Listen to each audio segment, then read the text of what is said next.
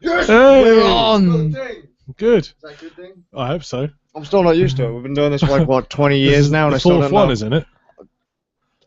I don't know. I was semi-sober the last one, maybe. Right, well, let's assume we're live. Okay, cool. All right. Good evening, everybody, and welcome to episode 14 of the Rand Nerds podcast. I'm Nicholas Jackson. I'm Luke Roberts. I'm Adam Thorne. And we're... Oh, you cocked it already. We're going to be doing game-related discussion. Are we? Yes. So we're going to start with games that we've been playing. And just remember, we're going to try and put in, not so much for the live audio, but there will be kind of bookmarks or chapter marks in the YouTube version. Yeah, so we can break things down a bit, compartmentalize, so that if people want to watch or listen to specific things, When you want to straight skip to to weird news. Yeah. I think Yeah. most people will. That's Because we where it's do gonna waffle on a bit. No. I quite like waffle. If you cut out all the waffling in our podcast, it would be about 10 minutes long. Yeah, which would be weird news. Yeah, pretty much. Right, games we've been playing. Luke, you have a NES game you want to speak to us about. Oh, yeah. I'm trying to remember what it was now. So I'm eating a sweetie. Because I don't have much of a life. be. Sweeties. Yeah, I'm eating sweeties, so I'm giving myself diabetes to balance out all the other problems. Trying to get my twitch reflexes back from when I was a kid, because you need them to play a lot of these NES games. I recently picked up a Never Drive and an AV Famicom for me and my kids to play on. Basically, Never Right. Drive is a flash card where you load up like a micro SD card full of ROMs, and then you can play them, rather than playing like an emulated version, which is kind of semi-decent to play. Like, you know, you'll get decent graphics, but you won't get the same audio. Yeah. Won't get the same solid playthrough. There'll be more glitches. The EverDrive, pretty much perfect one-to-one play because it's, you know, playing on actual hardware. Anyway, first I want to talk about Double Dragon 2. Never played it before. I have played Double Dragon on the Game Boy. It's a decent fighter for its time. I remember Double Dragon 3. I think it's called the Rosetta Stone. It's really, really weird. So why do I start thinking of language programs? Language courses when someone says that. You're thinking Rosetta Stone, the language program. There you go. Oh, there you go. So now we know. Yeah, you play as different characters from different places on each level. There's Chinese guys and Japanese guys and other guys. And guys. Then there's Billy and Jimmy. But yeah, Or Bimmy and Jimmy, if I remember right. There's a typo in the first Is there? one. Ah, Yeah. okay. Something like that.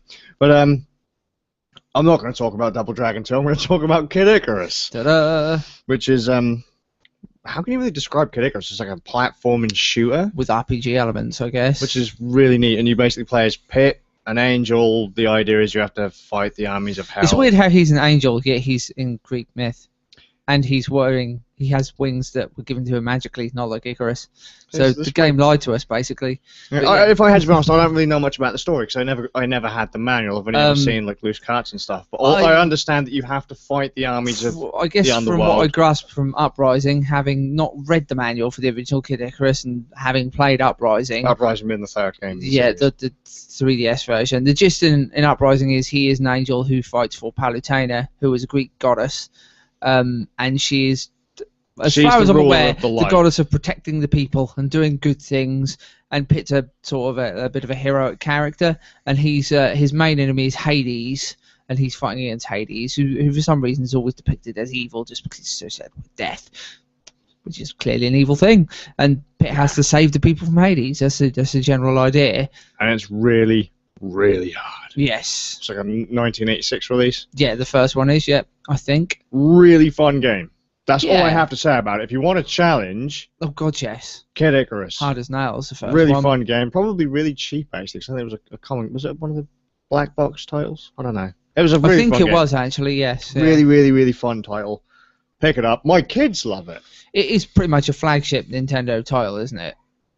Shamefully, it's a series that has been left to die. I mean, now Yeah, Pit is well- just well, a Smash Brothers character. It's been picked up obviously by Sakurai with Kid Icarus Uprising, but then he said that he didn't really want to make another one. I'm hoping he'll change his mind, but at the moment it is just sitting there with Kid Icarus Uprising that was really popular and did really well. So it'd be I a actually still shame need to play that, so it's if good. he left it there. Really good? I definitely what's that Uprising? Yeah. Yeah, I definitely recommend it. As you know, I had a 3DS but didn't keep it for very long. Uprising was the game that sold me on it initially and that had me keep it as long as I did. It was brilliant, fantastic game. Graphically, pushes the 3DS to its limits. Looks better than any other game you'll play on the 3DS. Very, very good game. Have you actually played any 3DS games recently though? Because they have got No, pretty the last 3DS game I played was Animal Crossing New Leaf. That was Yeah, I haven't played it, but it was awful. I didn't like it. I know it's an acquired taste though. It's not my kind of game, so I'm not going to diss it or knock it because it just wasn't my cup of tea really. But yeah, as far as I recall, because I had a few games and Kid Icarus was by far. Let's put it this way: as a Vita owner, Kid Icarus rivaled the Vita. It looked as good as a Vita game. So yeah, there you go. Opinions on the random claw grippy talk?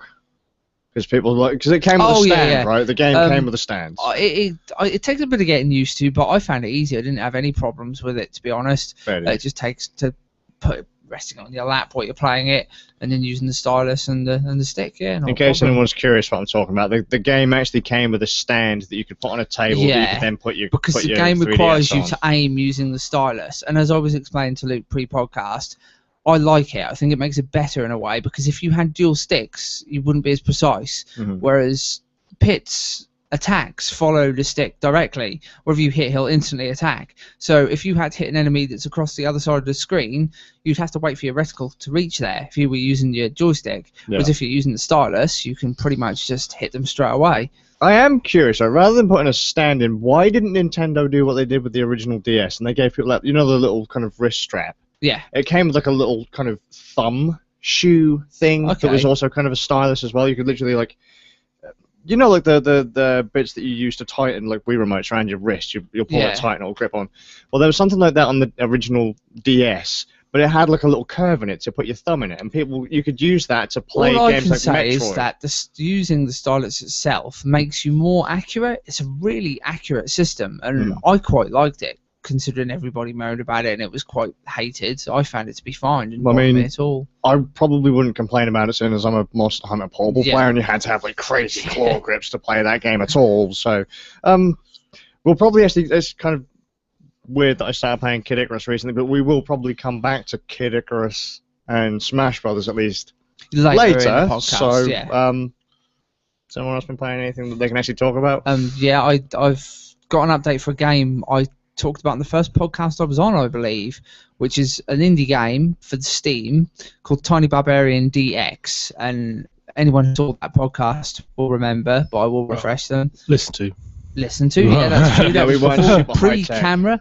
Anyone who listened to that podcast will remember that it's an 8-bit side-scrolling game. It's not very long, and it takes about an hour to complete. But wonderful game, really well presented, and it's just a bit of a love letter to Conan fans, really. Anyone that liked the old Conan stories and sword and sorcery in general, and liked 8-bit NES games in the vein of Ninja Gaiden, would probably have enjoyed it. Now, my only gripe with it, which isn't a very big one because it's a fantastic game, is it was a little bit easy, the first one. You can get through it without much trouble, just a little bit of trial and error. This add-on, because basically when you had the game originally, it came with, when you start the game, it says episode 1 for the level you're on, and then reveals 4 more episodes underneath that with coming soon next to them. And the patch yesterday updated with Ruins of Xanadu, which is the 2nd episode. And so it's basically Nick's dying on us. It's a whole new level. Hades. And it's as long as the original game, so you're getting your money's worth, you're getting it for free. And this one carries on with the same sort of idea, except it's presented more as a love letter to anybody who was a fan of pulp fantasy art from the sort of 70s and 80s, the works of Frank Frazetta. Does that name ring any bells with anybody? Okay, like, do you remember, like, the best way I could describe it is old school heavy metal album covers, like pictures with barbarians, with women, and then like alien landscapes and those kind of classic artwork styles that are associated with science fiction and fantasy. This one in particular has sort of Tarzan nods in it as well. You're in you start off in sort of a jungle and you're fighting gorillas because a gorilla steals the woman that you rescued from the first game. But eventually you end up fighting giant insects and riding on a bumblebee that you can ride various bumblebees, giant bumblebees. But Not the endangered kind. No, not the endangered kind. These are giant. Well, there's two kinds. There's friendly kinds, and then there's I will sting you to death kind. I thought that was pretty much every kind of bee and nature ever. No, it's wasps are the bastards that'll sting you to death. Nice. Kidding me? Wasps are cool. He's never had his wallet stolen by a wasp. Grounds of wasps waiting around street corners mugging people. But the presentation on this game, it's a lot harder than the first one. That's why I was going to jump into saying the first one was a bit easy. This one's tough. I got through it relatively quickly, and it took about an hour, but there was a lot more trial and error involved. I did die quite a few times doing some of the bits where you have to race against sort of the clock and that. But the presentation is fantastic. It's beautiful looking. It's obviously 8-bit stylized like the original, but fantastic looking game. Wonderful sort of chiptune soundtrack. Brilliant. A definite reason to pick the game up again, really. Or anyone that hasn't picked it up yet, get it, and you'll get the original game and this expansion, and then whatever expansions there are down the line. I might have to pick it up, but every time you mention it, I always think of Volgar the Viking. Yeah, which is a similar kind of game, I guess. Volgar looks more like, say, a SNES Mega Drive era game, or like an Amiga game. Definitely more an Amiga game, whereas Tiny Barbarian's stylized to look like an 8-bit NES game, but a little bit better. Everything looks more polished, I'd say. Okay, cool. But yeah, but Volgar is definitely another good game to check out. If you like very hard games, Volgar is a very, very hard game, but very Just cool. said I'm playing Kid Icarus. I like hard games. Yeah, hard games are good. But yeah, that's all I have to say on that, really. Oh my god! But I recommended purchase. Yeah, definitely recommended purchase. Yeah, Everything as before. we've mentioned. How much is it at the moment? Do you know? Because it is now time for the Steam sale. I think Is it on Steam?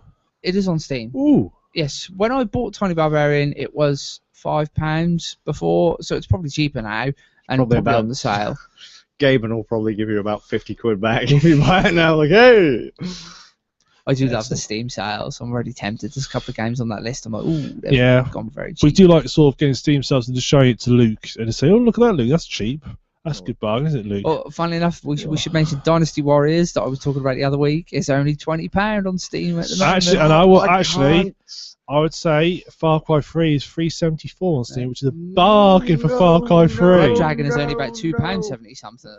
Absolute bargains to be had on Steam at the moment. You'd be a fool. You'd be kicking yourself if you missed out on it. Ace Combat, £2.50. I'm getting that one for sure. The amount of times I've gone onto GOG and Steam and looked, because GOG and Gamersgate both said to me, hey, yo, we've got sales on. I'm like, oh, that's only a couple quid. That's only a couple bucks. Yeah, and then I look 30 quid later. I'm like, fucking hell, I ain't playing all that out. But there's like a list of like 100 games there. I know.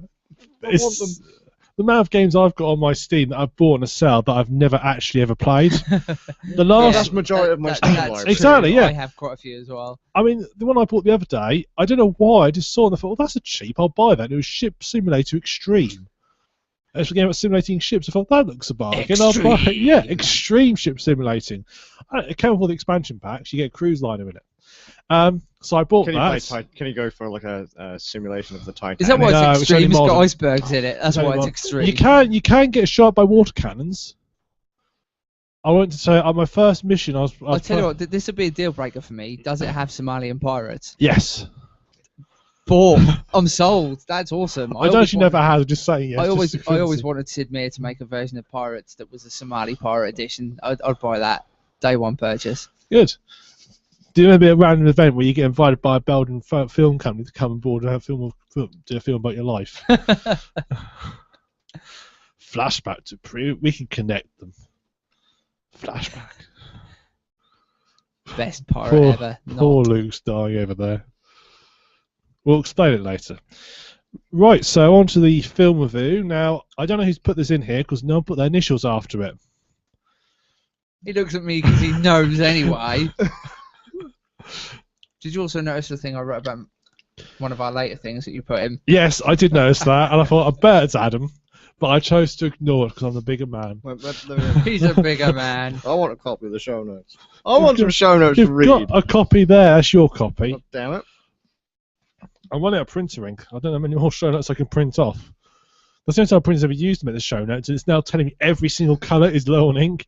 Congratulations. I've got a warning for everything. This is low on ink. You need more ink. It's like, I can get another out of it. just so you know, if now when you go to buy a new printer, it will have, like, you know, endorsed by Rand Nerd show notes. Yes. Like, you know, if you would like to print out your show notes, this is a capable printer. Yeah. This is the printer for you. Yeah, we've got a Canon printer, just so you know. That's good at printing out the show notes.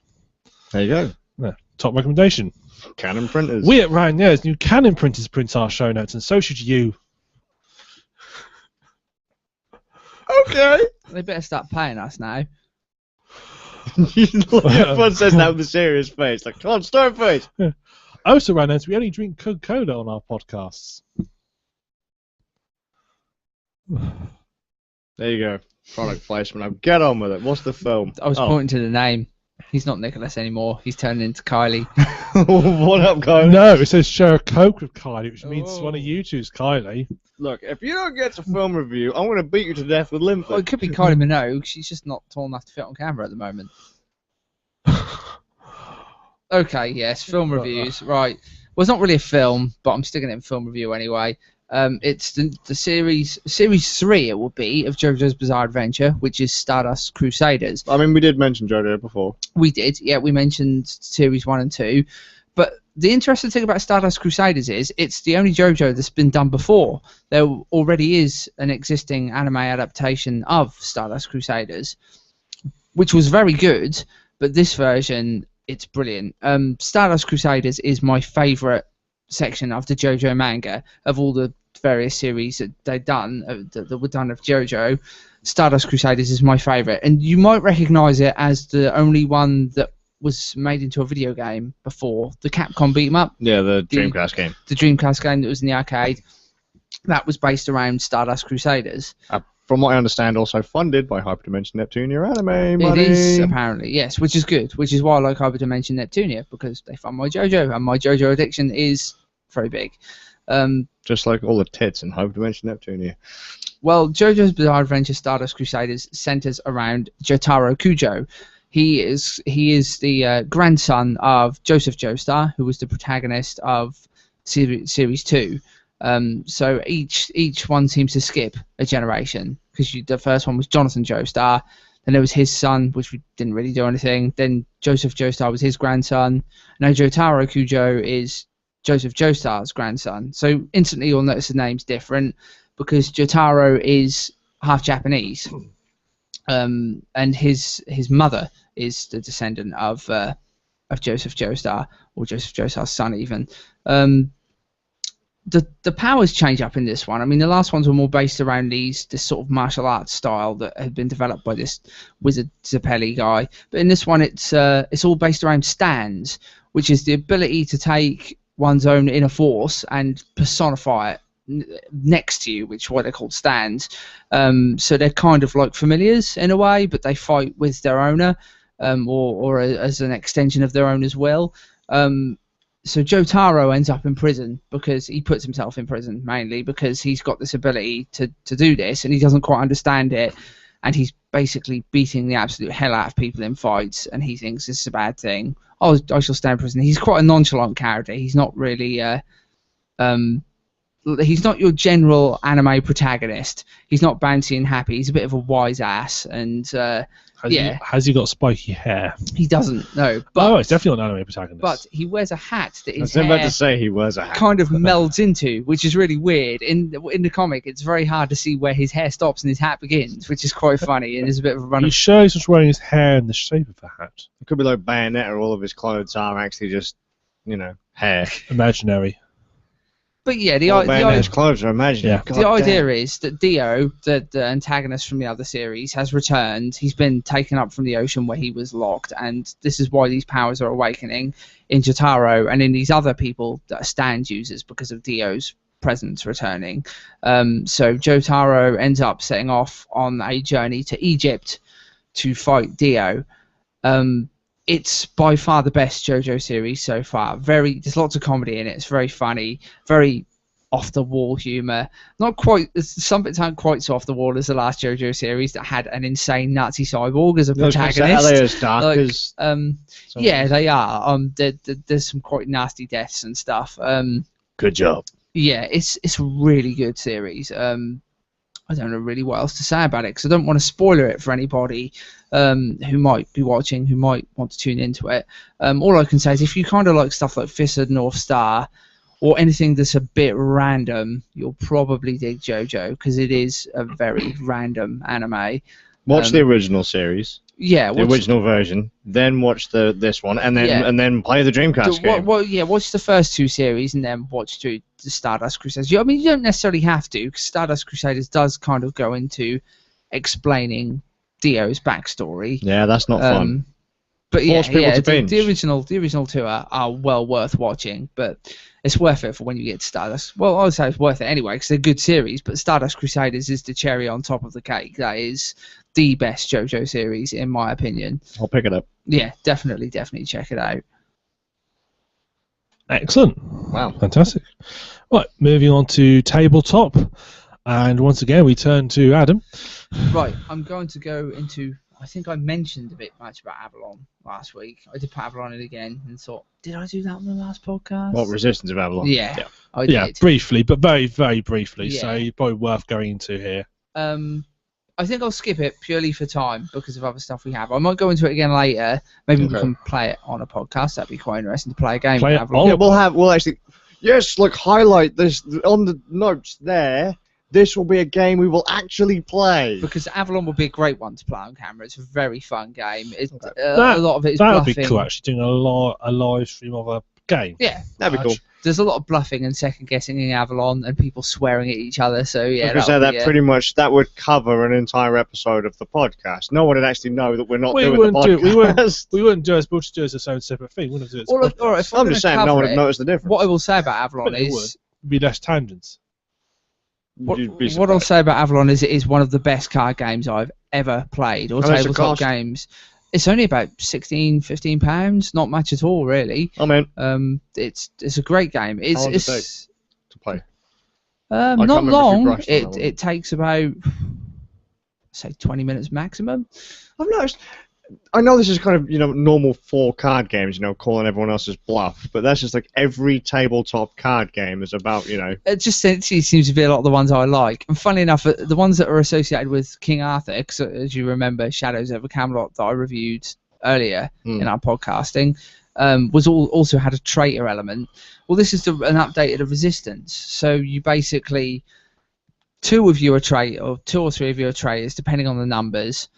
And you have to suss out who the traitors are. The other players don't know who the traitors are.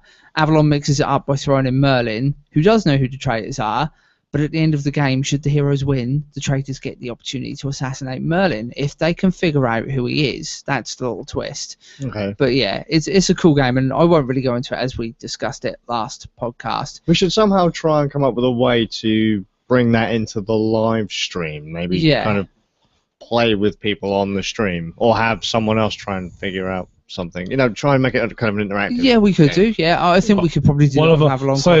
Yeah. Because I mean, with it just having the 3 of us, it'd be kind of thin in places, I feel. Yeah, and I think it could work. We need to get some other people in really for Avalon. We can't really play it with 3. You'd need more people. But the other game I picked up is Cheaty Mages. Which is it's about mages cheating. It is indeed about mages cheating. However, did you guess? I don't know. Unless when I first saw it on the podcast, I thought it said cheesy mages. I thought, cheesy mages. Coming to the supermarket near you soon. We're going on a bit of a binge now. It's man. It's too. It's all these sweets. It is. Oh, don't let me look at them. All the sweeties. Throw them. Almost did.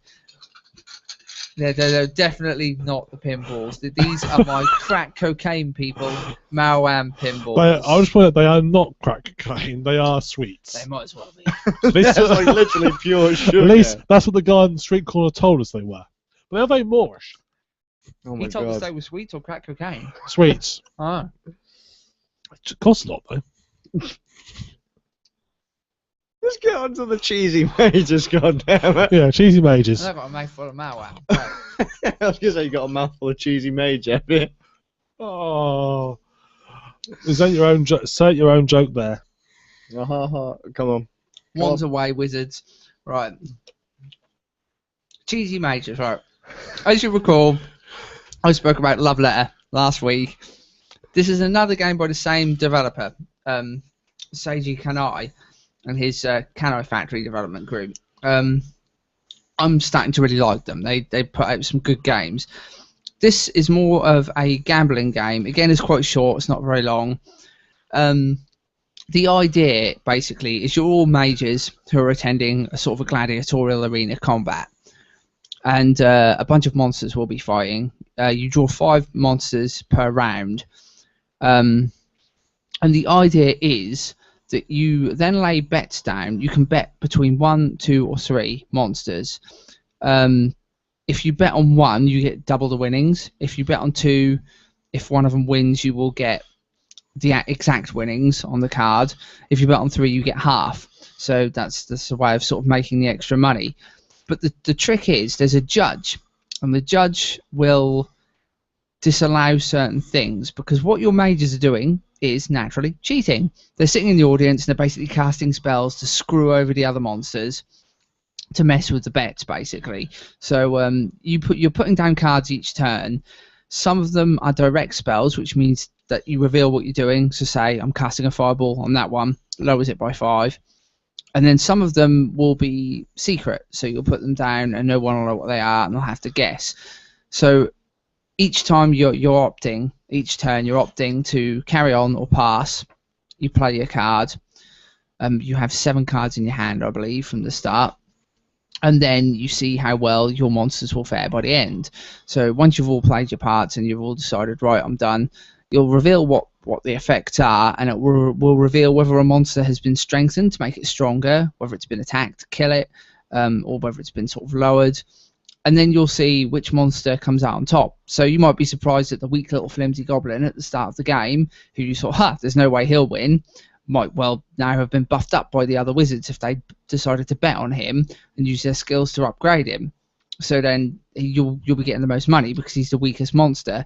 You'll then have 2 more rounds of that, and basically whoever fares the best wins, whoever gets the most money. It's a quick game. It only takes about 20 minutes, if that.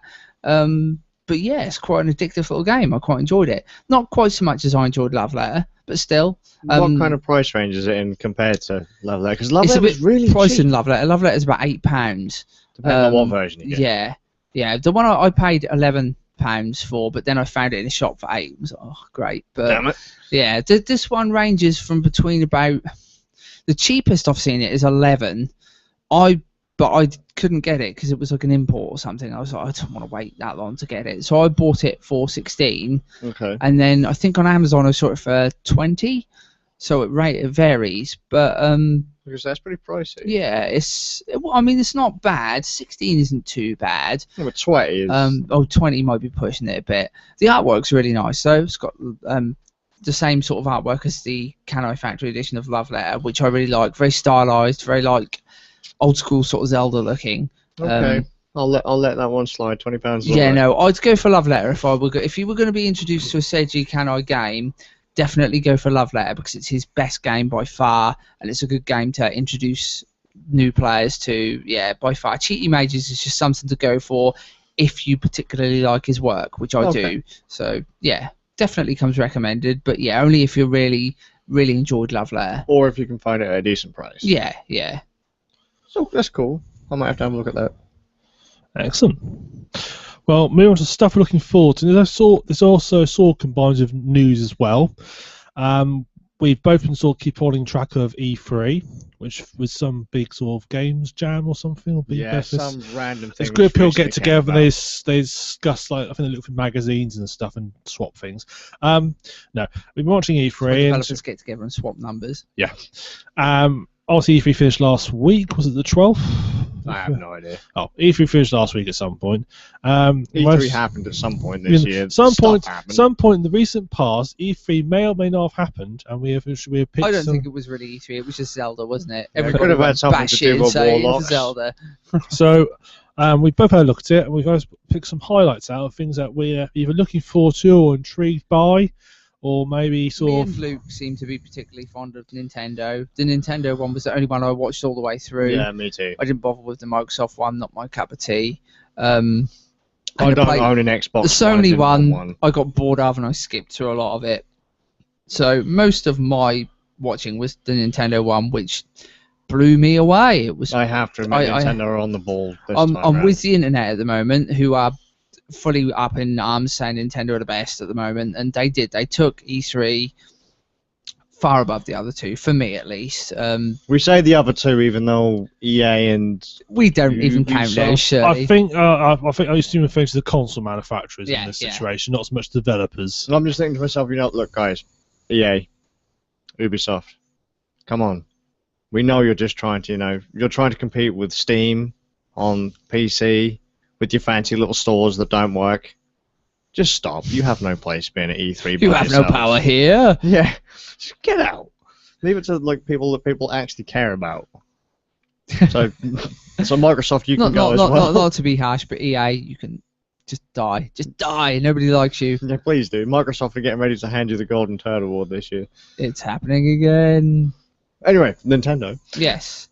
I have to say, Nintendo's conference wasn't very family-friendly like most Nintendo stuff. No, there was a lot of Robot Chicken going on, wasn't there, as well, which is quite cool. I was just sat there, I was like, I am so glad I didn't let my kids sit here and watch this. This is badass.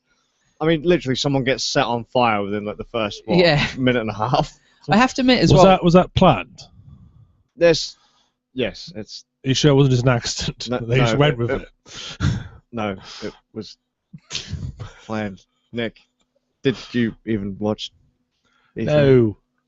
I was too busy watching the real gaming stuff.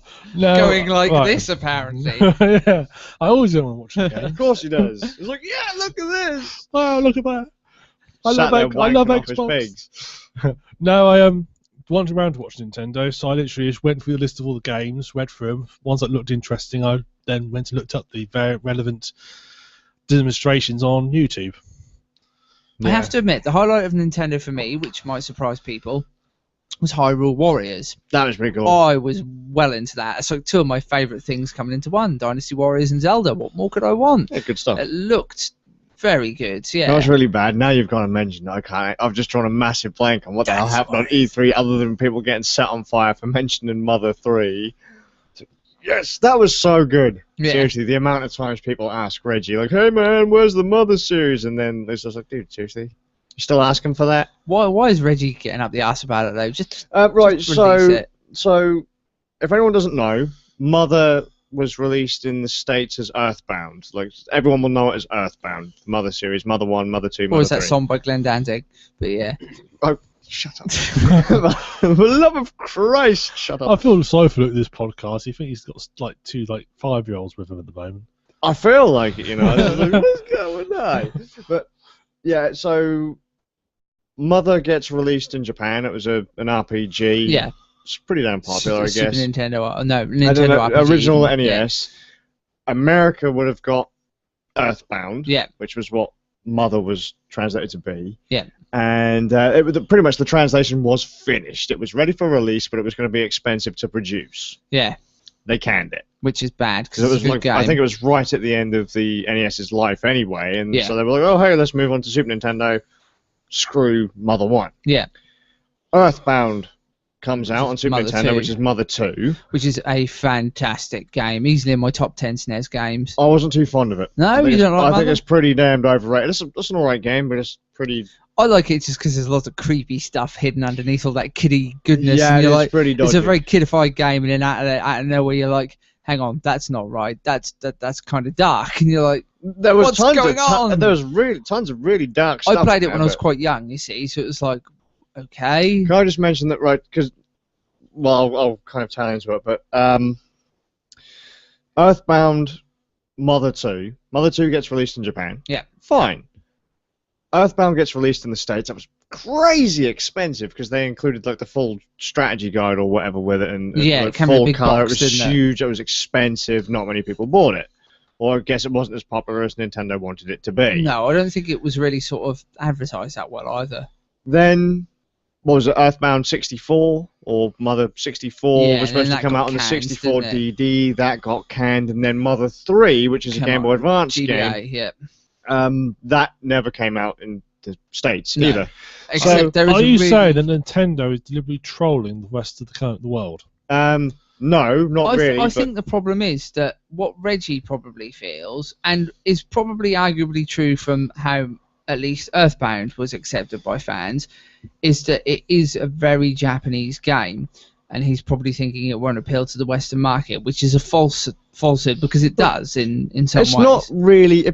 Let's be honest. It's not really Reggie's choice. No. But the problem is, America gets really up the arse about they hate Mother, they don't we didn't get Mother 1 even though it was finished. Although you didn't release I was going to Mother, say, like, I have 64. played the fan translation of Mother 3 that's really good, by the Yeah, way, so but- worth trying.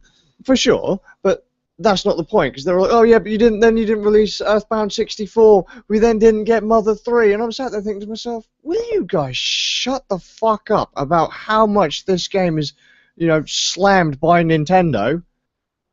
I hate to say it, America, but at least you fucking got the game.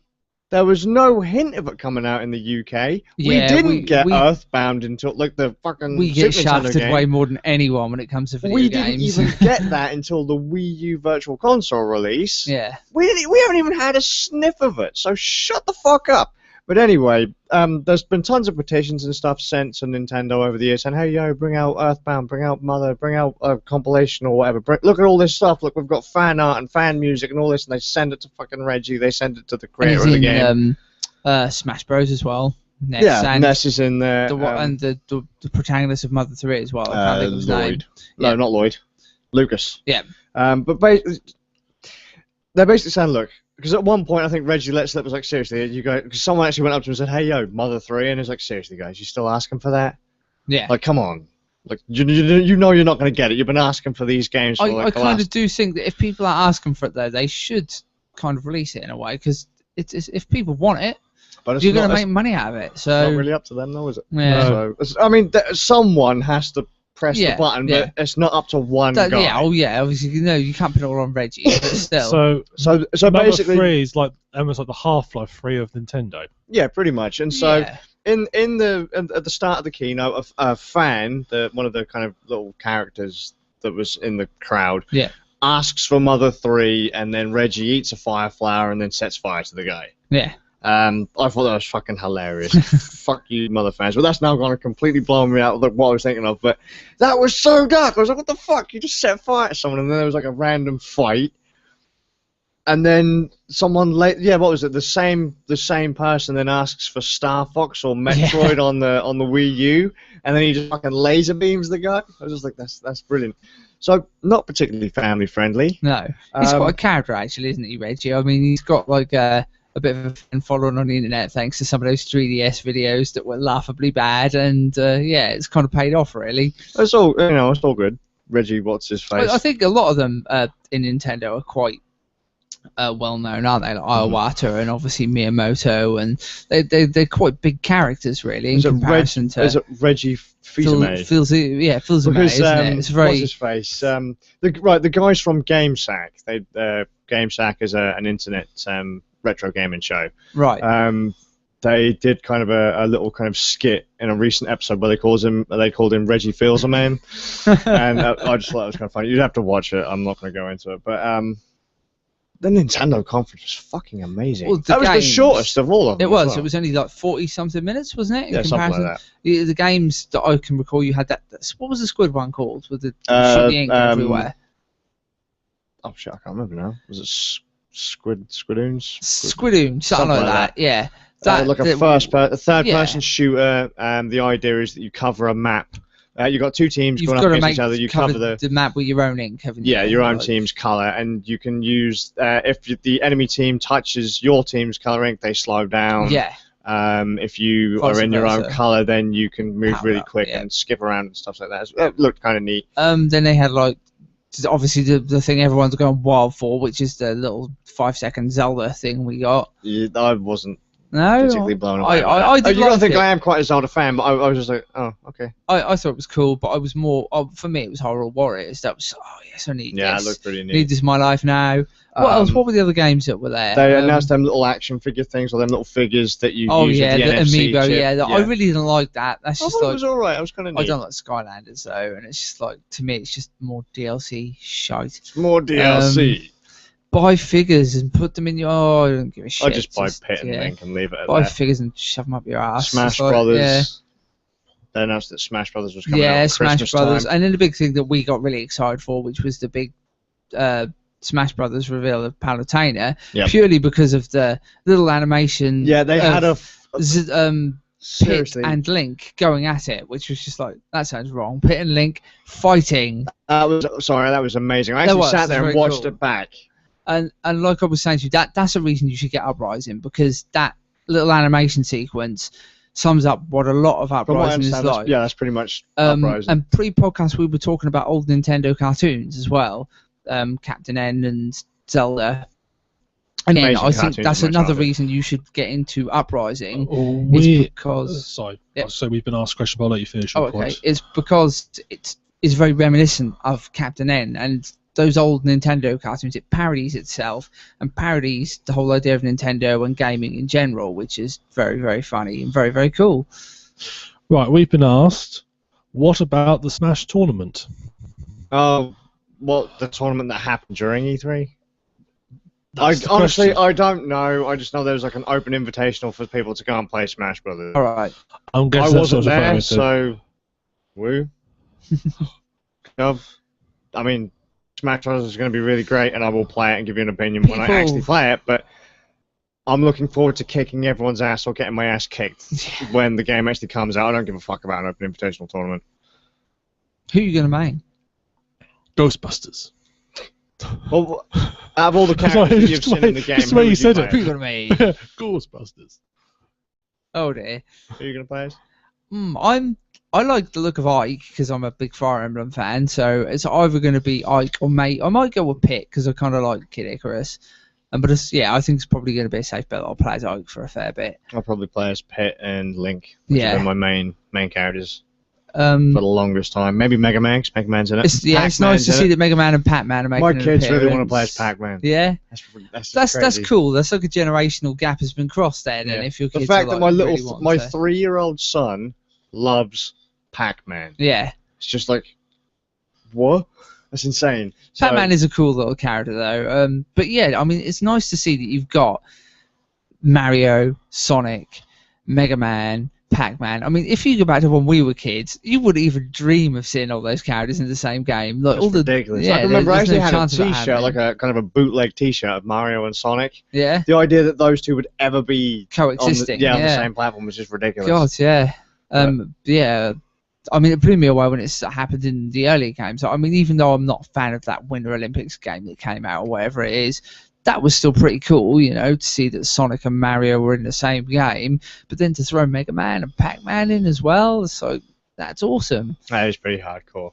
I just had a massive brain fart and I can't remember what the hell it was I was going to say. No! Well, moving on. Is that all we want to say about the Nintendo conference? Fuck no! Bayonetta was shown there. Oh yeah, of course. God damn it! Kamiya. I'm pretty sure. Hideki Kamiya. Seriously, I swear Bayonetta told one of the other characters to fuck off. I was like, am I really watching a Nintendo conference? What the hell's going on? Or not. Like, first off, Bayonetta is basically tits and ass. The game, yeah. Right? Holy crap. It's another reason I love Kamiya, because he gets a lot of flack for his games. Apparently he did get narky at the artwork for the box. Did he? Yeah, look, so there's a massive... Have you ever read his Twitter? His Twitter is just a whole string of him telling people fuck off. He basically said, I think he said the Wii U artwork that has been actually released or that's come up for the game is shit. He literally just said it's shit. I love it. That's great. He just doesn't care what he says. It's brilliant. There should be more developers like him. I love it that he won't let people change his games either. Like some of these other developers... Well, they changed his artwork without permission. He was fucking furious. That's great. Some of these other developers, you get like a little... sector of fans kicking up a fuss about something stupid and they cringe back and go, oh, we'll change it hand-wringingly to make it better for you, and Kamiya's just like, fuck off, it's my game, it's my vision, I'll do what the hell I like with it, screw you. And that's the way developers should be.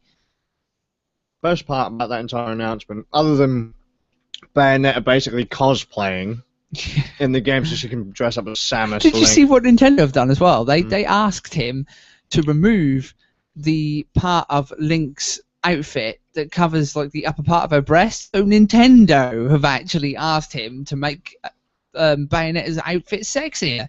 That's just like, what? Good job. I didn't expect that. I Grow up, thought it would've been the Nintendo. other We way need more around. tits in your games. We don't, but good job. Yeah.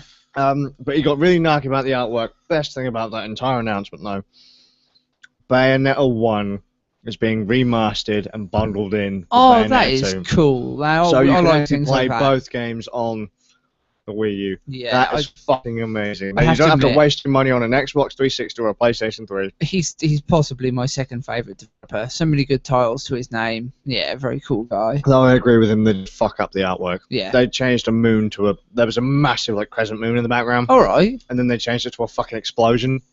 Like, it Why? made no sense. I was Yeah, like, no, why? no. They covered up half of the box that looked really nice with a fucking explosion. It looked like you just pulled it out of like clip art Fucking or Michael something. Bay is just done. No, we need to put an explosion in there. Yeah, pretty much. Ruining everything. Yeah. Asshole. Well, it was a fucking... I can't wait for that game. Yeah, no, Can't wait. I'm looking forward to it as well. If I remember anything else or any of the other stuff I want to talk about, holy shit! The whole conference was fantastic. I was. was gobsmacked. I haven't seen anything, as you may have guessed from the various podcasts. I'm a bit of a cynical gamer. That's what I wanted to ask, actually. Right. What I completely forgot about. Smash Brothers. Right. Would you pick up a 3DS again to play Smash Brothers? No.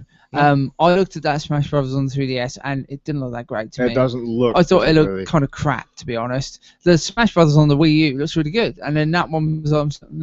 I mean, I'm not the 3DS's biggest fan. As much as I love Uprising and consider it to be one of the best games of the past few years, it wasn't enough to keep me with the console. The Fire Emblem game that came out for it was disappointing, and I'm a big Fire Emblem fan.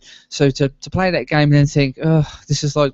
They let you down. I actually had the Fire Emblem 3DS console. I waited to buy this console, and all it really had on it is like a picture from Fire Emblem. Nothing really spectacular. And I was like, oh well, got Fire Emblem built into it. Played it. It was just like, meh. This isn't anything compared to the older games. Yeah, not anywhere near as good. It's kind of gut for you when you actually. Because I remember you actually buying the Fire Emblem. I was pack, hyped for it. I was so hyped but it for was Fire a digital Emblem. download. I was absolutely gutted. I was like, shit, they're not even going to. No, they don't even bundle you a physical copy. But no, they don't do that 'cause anymore. they did with do the they? Zelda version. You bought the Zelda Collector's Edition. You got a Zelda 3DS Right, and a physical physical fucking copy. game. Whereas now they're like, oh hey, look, here's a fucking code. Yeah, It's which like, is not bull, good enough, man. you hippies. This didn't even have a code. The game is built into the system. It was already on there. The Pokemon one, the Right. Pokemon 3DS, didn't even fucking come with Pokemon. It's hilarious. It's like, hey, look, fucking Collector's Edition. Every other game comes, like every other Collector's Edition console with the comes game. with a game. This one doesn't. I was going to say, that's... What? Here's They- the Collector's Edition console. With no 30 game. quid more. Have the game. That's shit. Good job. That's It like, fucking- sucks that was because I amazing. really wanted to like the 3DS, and I like certain things about it, and Kid I Icarus and wanted. Castlevania on it. Yeah, that Castlevania on it looks shit though. No, I mean the original Castlevania. Oh, right. Oh, the original Castlevania. Oh, I Yeah. don't give a crap about any of That this new mod one looks awful. That stuff. yeah. The God of Vania or whatever they're calling Whatever it now. it is. The one that's like God of War. No, this one isn't like that. This one's a 2D side scroller, but all stylized to look Western, like those ones, and just looks shit. Just doesn't look very good at all. No. But yeah, no, the 3DS. I ended up jumping ship and got the Vita, and the Vita impressed me. Even though I have to admit, the Vita shop is awful. Except PlayStation Plus users get Dragon's Crown for free for They now. do. One of my So- all-time favorite games. You have to get that one. So get it. But yeah, as with everything, as we were saying earlier, the UK gets shafted, and the 3DS and the Vita stores are both Fucking awful. garbage. Awful. Why have the States got Suikoden 2? Why can't I have it on my Have they got Vita? Suikoden 2? Yeah, they've got Suikoden 2 now, apparently, and we haven't got it. And it's my favourite game No, we of haven't got all Suikoden time. 1, have No, we? no, we've got hardly anything. We've got, We got Wild Arms, yeah, that's about it, though. We've got Wild Arms, Alandra. Alandra, and that's the import version, isn't it? 'Cause it's got the Yeah. American flag on it. all the Final Fantasy games, Front Mission, and a couple of others. But in the States, they've got We've got shit tons of Disney games. the Suikoden games. I think they've got Azure Oh, Dreams. that's I'm not reasonable. sure, though. I love Azure Dreams. Yeah, that's a good game. They've got Sayuki. They've got a load of cool games that we haven't got, and I'm kind of pissed. They've got Legend of Mana. but I mean, I know it was a. We never. Yeah, I know we never got it over here we should anyway. get it as one of the import But it titles. would be bloody nice if we could buy it now, you know. Listen but to me, Sony. Give me that game, or I'm going to come to your headquarters. I'm threatening a lot of companies for coming to your I've headquarters. already been shafted out of Suikoden 2 before when it got released for the PSP, and then we never got a release over here. And I was yeah, it was like, Japan only, wasn't it? yeah, I got that. balls to that. I love that game. It's my favourite game of all time. Poor old Gremio. Oh yeah, classic Suikoden, first one. But we'll stop going off on that one. So Nick, because We're you're running off on tangents here. I've got a foo. Oh, oops. You're not over a drink. It's empty. Oh, sweetie. Sweetie. Sweetie. Sweetie. Because Nick's going to be going on for a wee while, so I'm going to have a green one. I'm going to go for a. Green I won't Arrow. spend too much time on each of these bits because a lot of them have not been a lot of information announced. So the ones that all jumped out at me.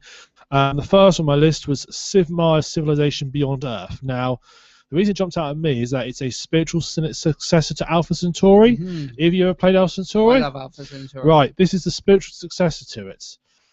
So it's basically set in the Civ universe. We know that in the Civ you get to launch a ship into space. Mm-hmm. Basically, this is what happens after you launch a ship into space.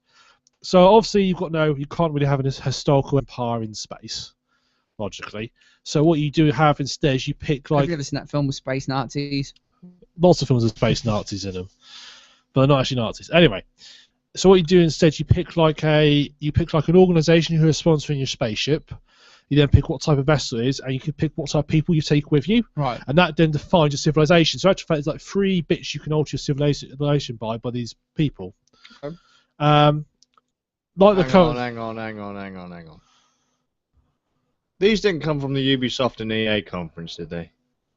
I can't remember what I mean. Well, I mean, you're not going to be watching through the Microsoft conference for games for Xbox One, and you're not going to be watching the PlayStation 4 conference either. Right. So these came from the YouTube. No Hope conferences. No, YouTube. Now the No Hope conferences. If these were announced at the No Hope conferences, I'm sorry. Oh no. All right. Well, right. EA, Ubisoft. I'll give you a chance. This Anyway. was just for Nick. Shut up. Piss Anyway. Mute Nick. Let him have his say.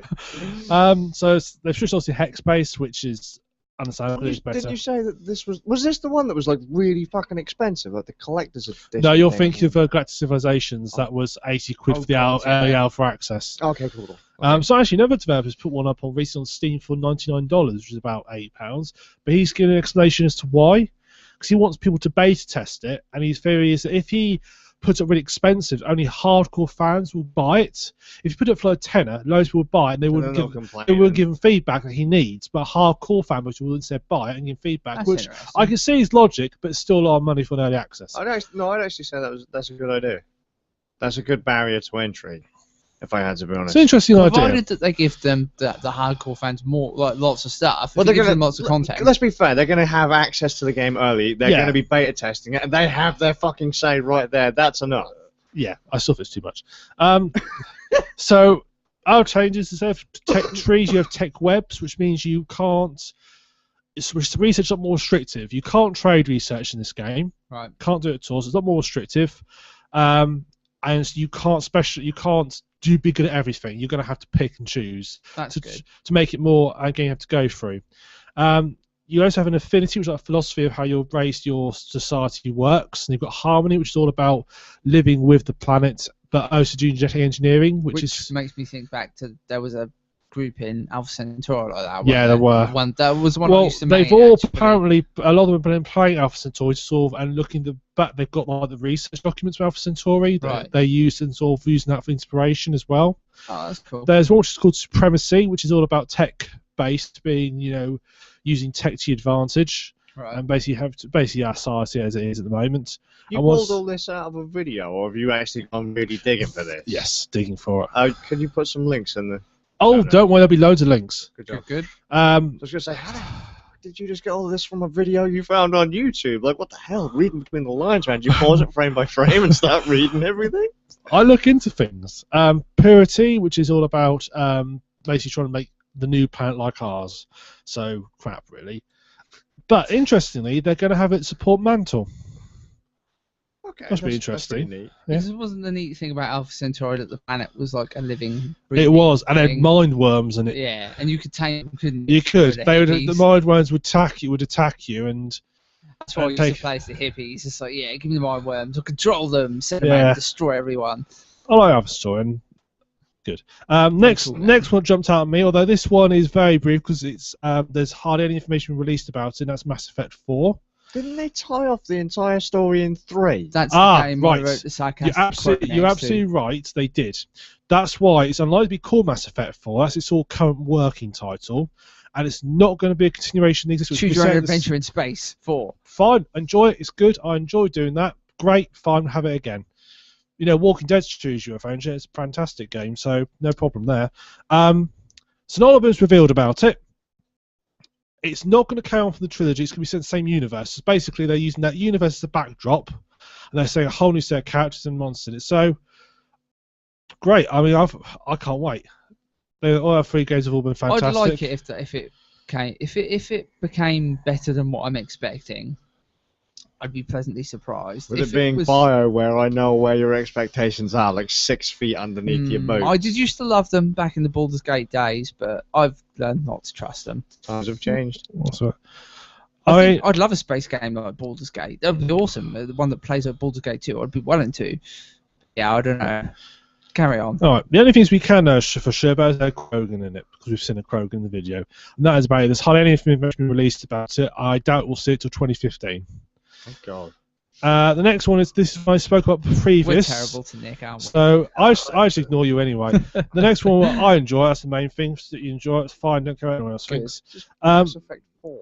I'm sorry, but I just don't think Mass Effect can pull a Final Fantasy, and they're just trying it. Give them a go. If it fails, it fails. Well, like I said, if it becomes something that I think is a bit more like Baldur's Gate 2, or inspired along those lines with a bit more depth, I think I'll probably really like it. But as it stands, I'm just like, yeah. I can't remember a damn thing about. I think it's the fact that they focus on the romances and stuff. And that is what the internet says. It's actually complete balderdash. They don't. If you actually play through, if you play through them, there's actually very little romance. It's very in the first one especially. Your romance is a very. Everyone makes a big thing about it. Really, it's not. Everyone goes on about, but really they're not that. Yeah, but let's be fair. To Nick, Thief is a stealth game. Thief is a stealth game. To me, it's a murder simulator. So, you know. The original Thief encourages you not to kill people. Yeah, it encourages you if you start playing it properly. Just like Mass Effect isn't a fucking simulator. So Nick. Right, no, you can only have in each game you can only have sex once in each game. Nick's tried it. Of course I've done the romance, but it's not this pure concept like it's the key course in the game. It really isn't.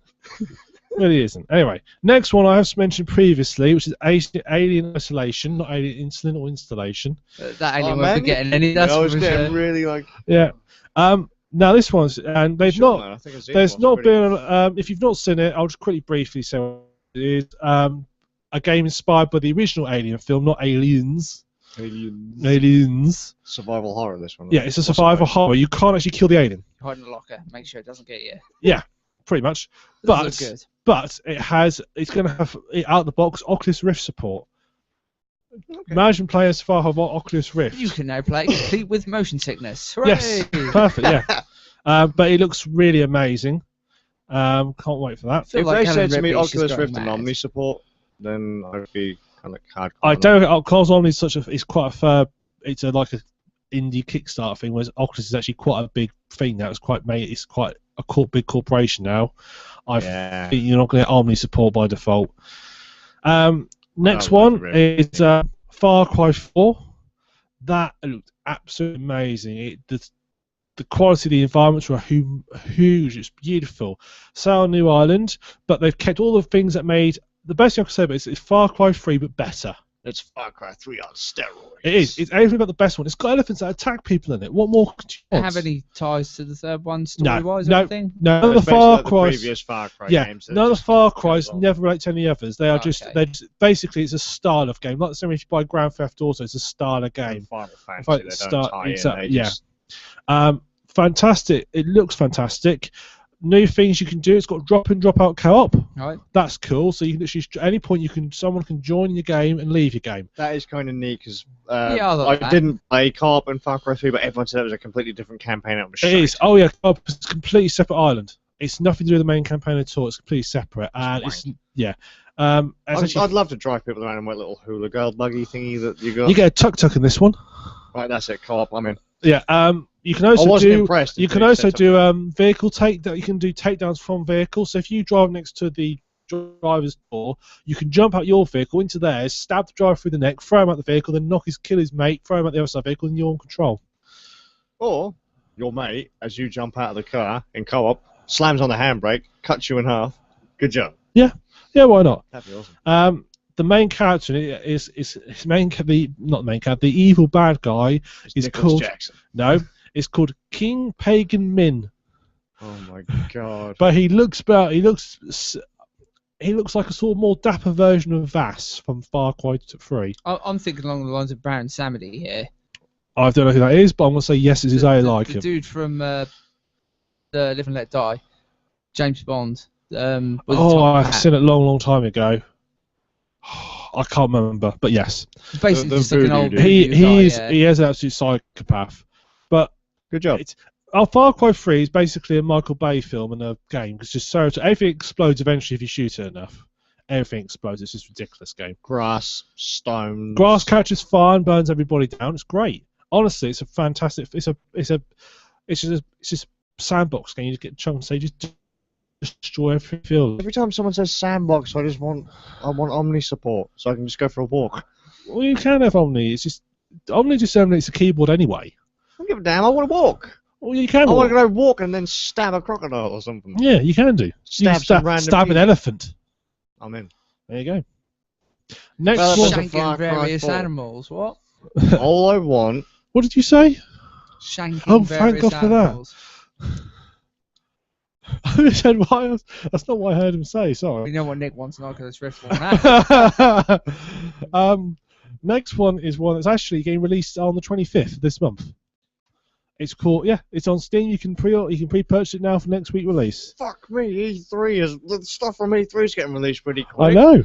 We've announced it'll be available in about 15 minutes. See, if I was going to get E3, that's exactly what I would do. I'd say, hello everybody, this is welcome to E3. I've released this game. You can't have it. You can't play it because I've released it and you're here on the conference. Yes, like that. Everybody else at home who hasn't come is playing it right now. Up yours. They're all loving Half-Life 3 as we speak. You're back. Half-Life 3. Next one is Valiant Hearts: The Great War.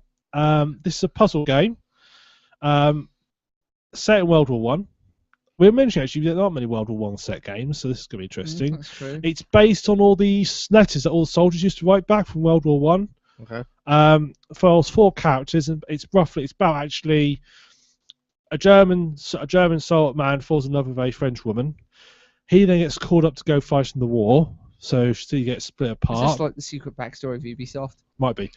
He gets into the fight in the war. Then this Frenchwoman's father, seeing how distraught he enlists to try and track this guy down to bring him home. And it's basically their story and about 4 characters how they interact. And it's got a dog on it as well. It's got a dog, yay! It's puzzle style, cartoon style animation. The best way to describe it's the old style animation where if you imagine they had cardboard cutouts like sort of articulated joints. Okay. They sort of move them by moving the joints. They saw that style animation. Just imagine Thunderbirds, but not. But puppets. 2D. Could we draw comparisons to maybe the old Thief style intros?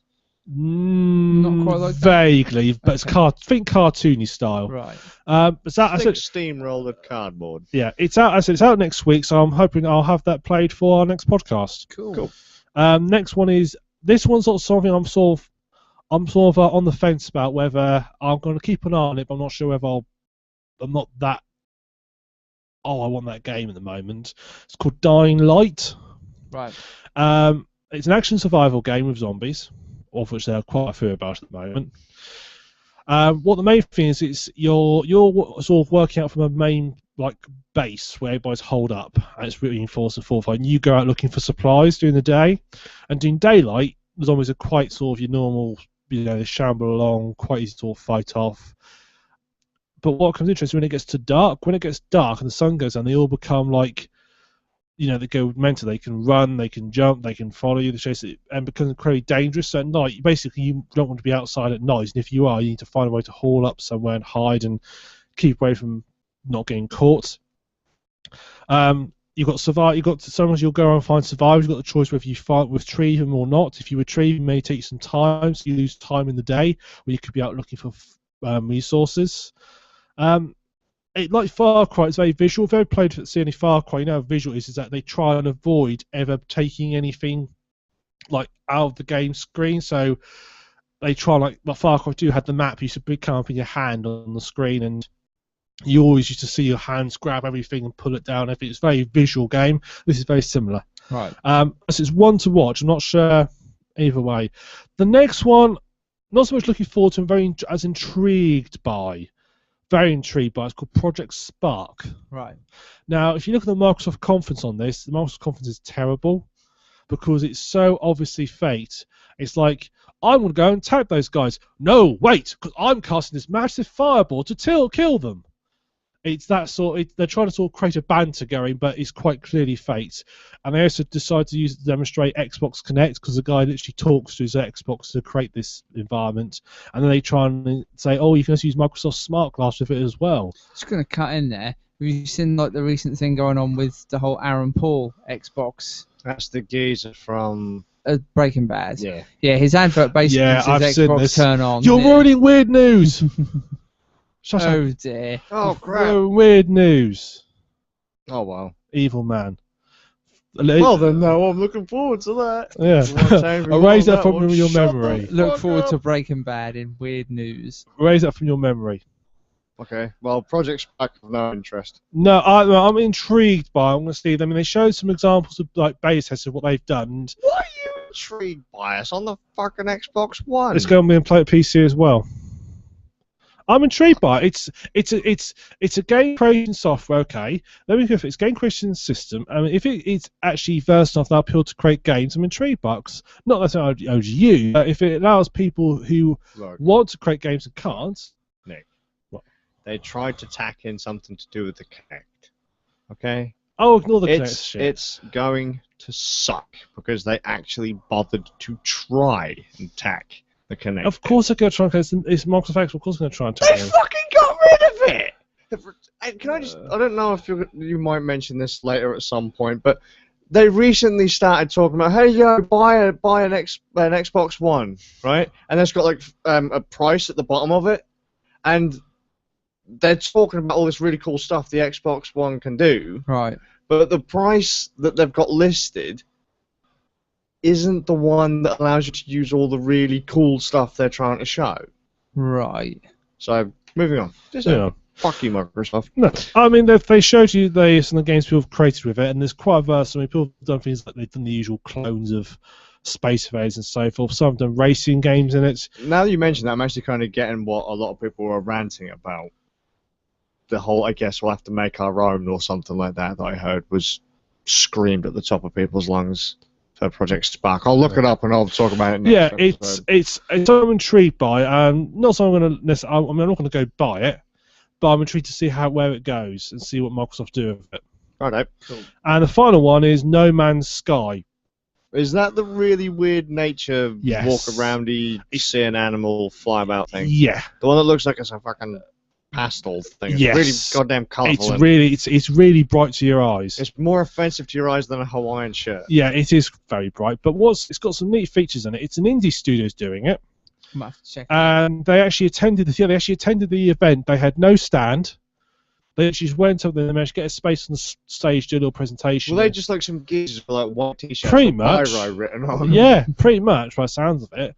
But their game looks amazing. It's completely procedurally generated universe, and I mean the planets. You start on a planet, it's generated procedurally. The animals are generated procedurally, and then you go and explore, and you can like mine minerals and use them, and then you have a spaceship. And then it gets dark, and then zombies come out. Yeah, you have a spaceship which you can also use to transport minerals to other places. But the great thing is, you want to fight. What the? Zombies! Quick!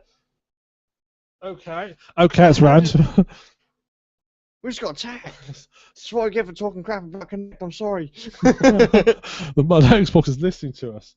Something fell over. I don't know what There's it an is. Xbox in this house. Xbox, be cool.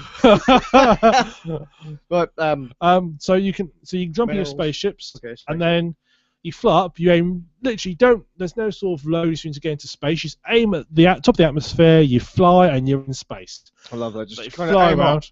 Well, how's spaceship go that way? well, where else are you going to aim? If you're going forwards, you're not going to go into space, are You you? might plow into the ground really hard. Exactly, that's not space, is it? So you go into space, fly around, and I mean, other ships will jump into the space where you might see other convoys, get all procedure done, and then you fly to another planet, again procedure generated, and you can just fly straight in the atmosphere, fly across the surface, land, and explore it. And then you kill everything because Yeah. humans are xenophobic bastards. Yes, pretty much. But it's every sort of design. They're saying that because it's all procedure generated, every planet will be different. So you have different climates. You might land on a desert planet or on a Arctic planet. It looks really interesting. Whether it's going to be interesting enough to buy and keep playing, that's my only concern. If I'm looking at it, thinking, well, what's the end game? What's the purpose to do it? Do you think this could just be like the next Minecraft kind of thing? Yeah. Yes. Okay. Just a much prettier Minecraft. Yes, I would agree. But the only thing I would say about it is Minecraft. What made it good was the fact that you could create a lot of stuff with it. This is you build things with it. That's what made Minecraft enjoyable. So that you build stuff, not so much the Only if you exploration. played build mode. Yeah. No one I know played build mode. A few people played build mode on like the pocket editions, but everyone else was too busy trying to kill suicide shrubs and. Yeah. Yeah. But yeah, All it I know looks about really Minecraft is that weird potato conditions video, which is on YouTube, and then you just you see that, and you're like, No. is that Minecraft? All I know is that there are cactuses that look like dicks and they explode when you punch them. So Yes. that's it. But that looks something interesting. So at the moment, I'm not sure without any sort of end game or what the purpose of that. I'm not sure if it's fun just exploring. I'm not sure how long that would be interesting for. That's my only concern of it. So it could be a sequel to Dear Esther. Or that other random lesbian game. I can't remember what it is. You know, the one that didn't have a story in it. That game. So deletion, not just walking around a house this time. Yeah, this Oh one no, is there's a what- dildo in a drawer. Now I know what's going on. You just randomly find a randomly generated dildo on the dildo planet that you found by skipping planets for the next 24 years. You're thinking of Spore. Okay, then. that's all the games. Randomly generated That's all the dildo in games. the game. That's all the games that jumped out at me that I'm interested in after going through the list. Certainly hope it didn't jump out here when you opened that drawer. Fucking hell. Obviously, I didn't mention having on there from Nintendo because obviously I'm a PC gamer, so that wouldn't really work. It's PC gamer. You're in your real games. Proper games. Except So all of these are almost guaranteed to be crap. But okay. No Man's Sky equals Pokemon Snap. I don't know what that means. That's what the comments was put on it. It could be like Pokemon Snap. I don't actually know what the hell it's about because it doesn't make any sense. It doesn't Pokemon Snap is a game where you take photos of Pokemon on rails. You're like on a little rail thing. And you No take Man's Sky's photos of nothing like that Pokemon. then. Because it's an exploration game, but it's a trading game. They advertise that you can be like. It says imagine your Han Solo. See, that's kind of like when I can't that imagine I'm company, Han Solo. He's been retconned. there was a company, right? They once announced a game, right? It looked really cool. Where you could go around and hack, and it looked great, and it looked like it would play really good. But And then it by the time it used to got be called released, it was Watch Dogs. absolutely shit. I don't know what game you're talking about. Oh well. I played a game like that, but it was really good, and I really enjoyed it. I've played about 30 hours of it so far. Because you like fucking useless games. Oh man, Good job. friendliest podcast ever. Yeah. Just saying. Basically, anything I like, Luke hates. Anything Luke likes, I hate. And that's Yeah, the way pretty to I, remember I it. hate various things. He just hates it. Adam just hates everybody. I hate most things, Yeah. Yeah. especially Mass Effect. I really, really hate Mass Effect. I'm with you on that one. I'll leave him alone now because I've been smacking Mass Effect on the head most of the podcast. That's so- pretty much all we do. Like as soon as someone says Mass Effect, red. Fucking everyone just hulks out and just smashes everything. Mass Effect, great game. Right, Fucking awful game. fantastic game. Games, hardware, other news. Fucking homo. We're moving on to- 2014. God. We're moving on to this section I've renamed the Hyperdimension and Neptunia section.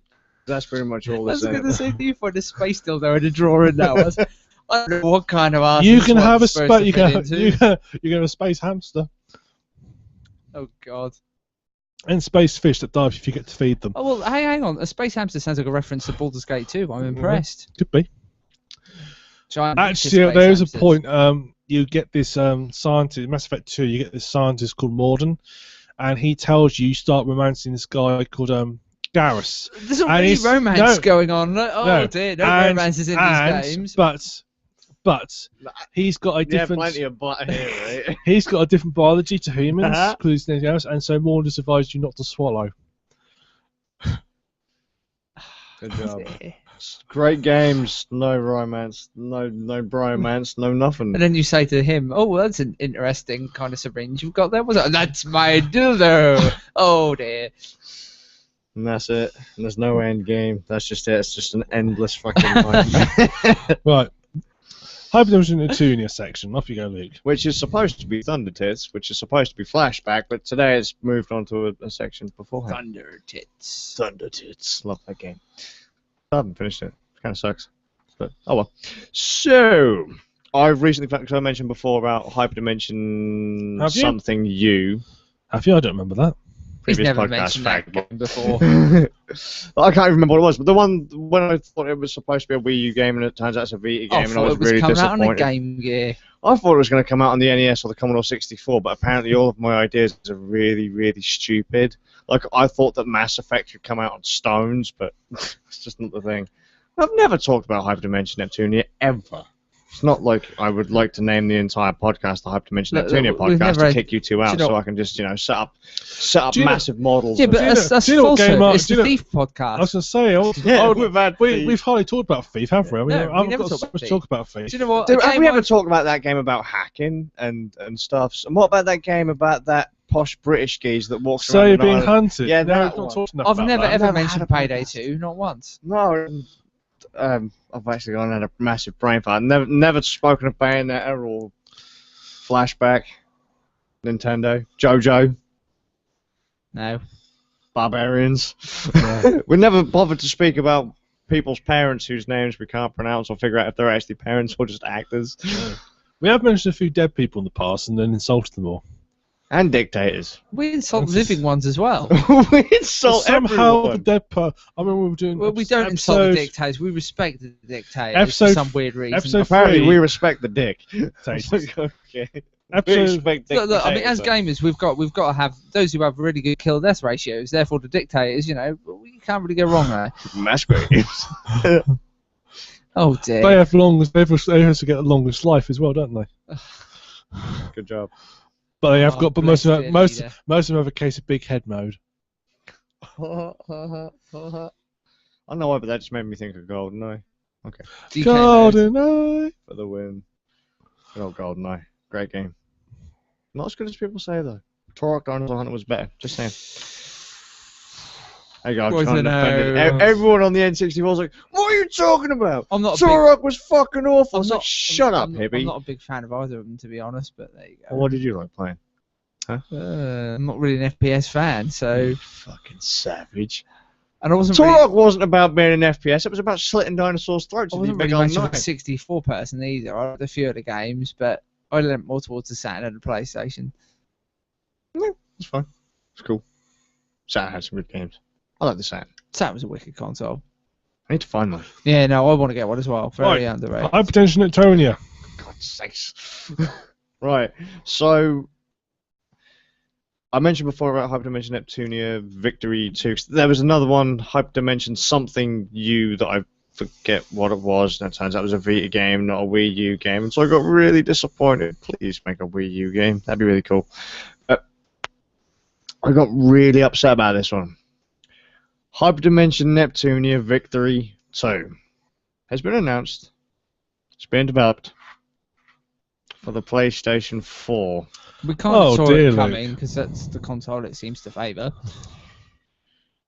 Yeah, but really considering the rest of the series is on PlayStation 3, PS Vita. Yeah. They could have just maybe given me another Vita game. I mean, the entire Hyperdimension Neptunia series is being remade for the fucking Vita. So, I don't know. Thanks, now I might have to buy a PlayStation 4. Or I'll just have to buy the game and let it sit on the shelf and never play it. But Or I could just jam it into my PlayStation 3. That might work. Yeah. So wouldn't it be funny if it just was discovered that PlayStation 3 would play PlayStation 4 games and just didn't tell anybody and no one would notice? wouldn't it be amazing if I could just, stick the PlayStation 4 game in my PC because it is just an overhyped PC? And there's an amusing story that once my dad brought home a PC game, put it in a PlayStation and couldn't figure out why it wouldn't work. He said, that should work on anything, surely. I'm like, Dad, you just don't get technology, do you? You don't get it, man. It's like that toaster can't play the Super Nintendo game. I wish it could. I had a friend who went out to buy a new console, and I had a PlayStation 2. I said, "Get a PS2." At which point the Xbox got released. At that point, and he said, "Oh, I spoke to a chap in the shop. He said I should get an Xbox." So he bought an Xbox.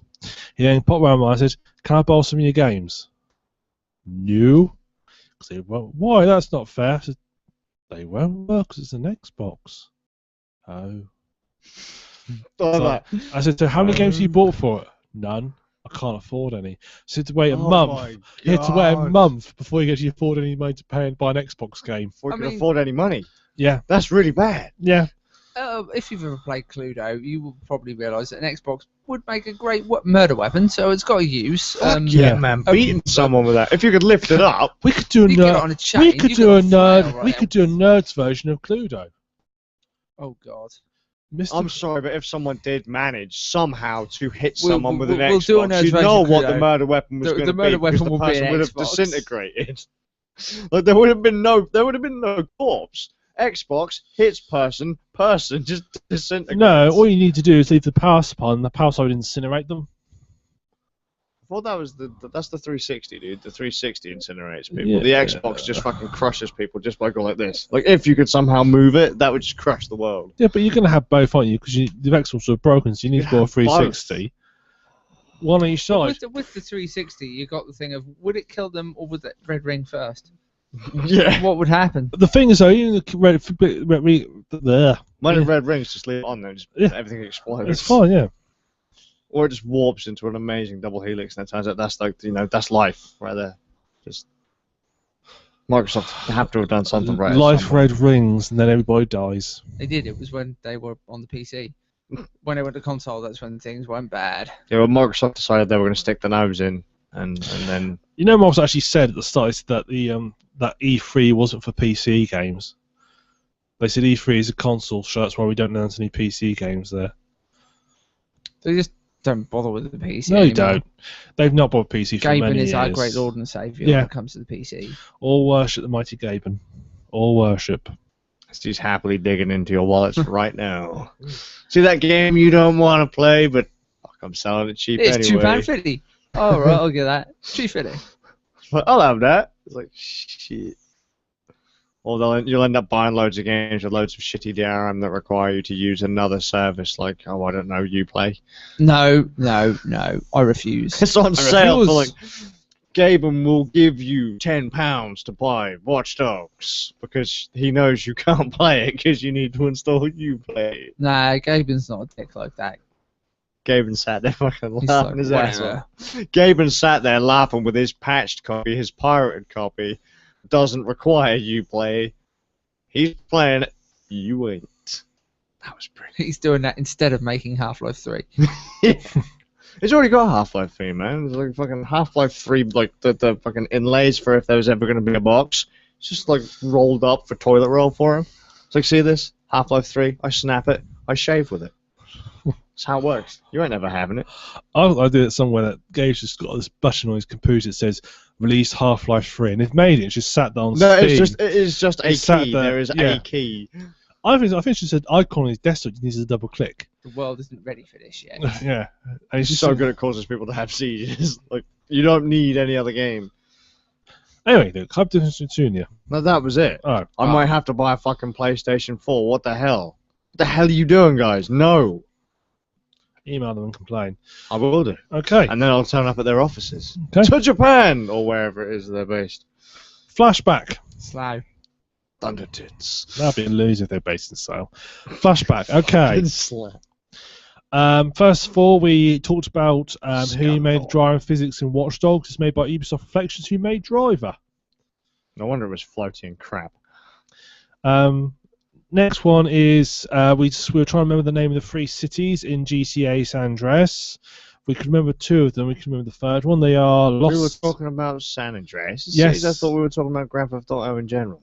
No, it's Yeah, not but I mentioned San how Andreas. it was similar to the real. I have no idea. Trust me, I watched the podcast. I know what we said. You poor bastard. Los Santos, San Faro, and Las Venturas are the 3 cities. Right. Based on Los Angeles, San Francisco, and Las Vegas. Because I was saying that it had similar. Well, it looked the same as Los Angeles. There's bits in it that are actually taken from Los Angeles. Okay. Now, last one is I finished. Actually, before that, just one last thing. We discussed it. You asked Adam who deals with immigration in the US. It's Immigration and Customs Enforcement, apparently. ICE for short. Wow. There you go. So if you're going to go to the US, that's what you need to remember. Finally, I can let him off on finally, I finished. If anyone's seen my Let's Plays on YouTube, live streams. Let's play live streams. Live streams. But they were Let's Plays the game as a live stream. I finished Deus Ex The Fall, and I must be mildly pissed off with it. So it was a mobile game then. It was a mobile game. No, to be fair, I mean, a lot of people complain about some of the things, but they don't really bother me too much. What I mean is it had a mobile game ending. Pretty much, yeah. Well, basically, you go through, you do all the missions, and it goes to you. It says, okay, and everybody goes on, but you're going to go to Australia. Choice between 3 colours. No. It goes by, okay, you're going to go to Australia. Okay, great. And everybody says, oh, you're going to go to this evil corporation's headquarters. Great. You need to get to your pilot. So you fight your way up, you know. You get to the pilot, again, the ship. Okay, off we go. Fly off in distance. Cutscene happens. To be continued. So, what the fuck? You've built this up, and it's to be continued. The thing is, this was released about 3 years ago on mobiles, and they've never had a sequel. So basically, that's it. There is no more coming. No news of it coming. So it doesn't tie into the other games, or that game hasn't finished. The whole end of the story just doesn't. Does that? Did it not tie into the other? Oh, okay. It runs concurrently, but doesn't tie into the other games. Deus Ex should have taught you never to trust pilots. Dude in Deus Ex 2, Invisible War. Well, what's wrong with him? I never used to. Anyway, I used the woman. You never used him, did you? No, I used the woman. He ditches you if you choose him in the last mission. They pay him more, and he just tells you to piss off, basically, and you have to find an alternative way of getting away. Oh, well, no. Whereas the woman was like an AI, wasn't she? And she helps you out regardless if you choose her. Oh. Deus Ex 1's pilot was good. He was nice. Jock. He was a good chap. You'll meet him if I eventually get this Let's Play sorted for Deus Ex sorted out eventually. Sort of like Gunther Herman. Poor Gunther Herman. The punny machine. So yeah, it just ends on it's like, well, where's the rest of the game? Because it's not like it didn't lead me to believe it was going to be a two-part game. It didn't lead me to believe it. It made it, all the way it's referred to, made it feel like it was actually just going to carry on. Yeah. And then when it didn't, I was by pissed. I mean, I was sat there. I actually thought, okay, so I thought it was going to be the last level. When did it get released on PC? Got released on PC March this year.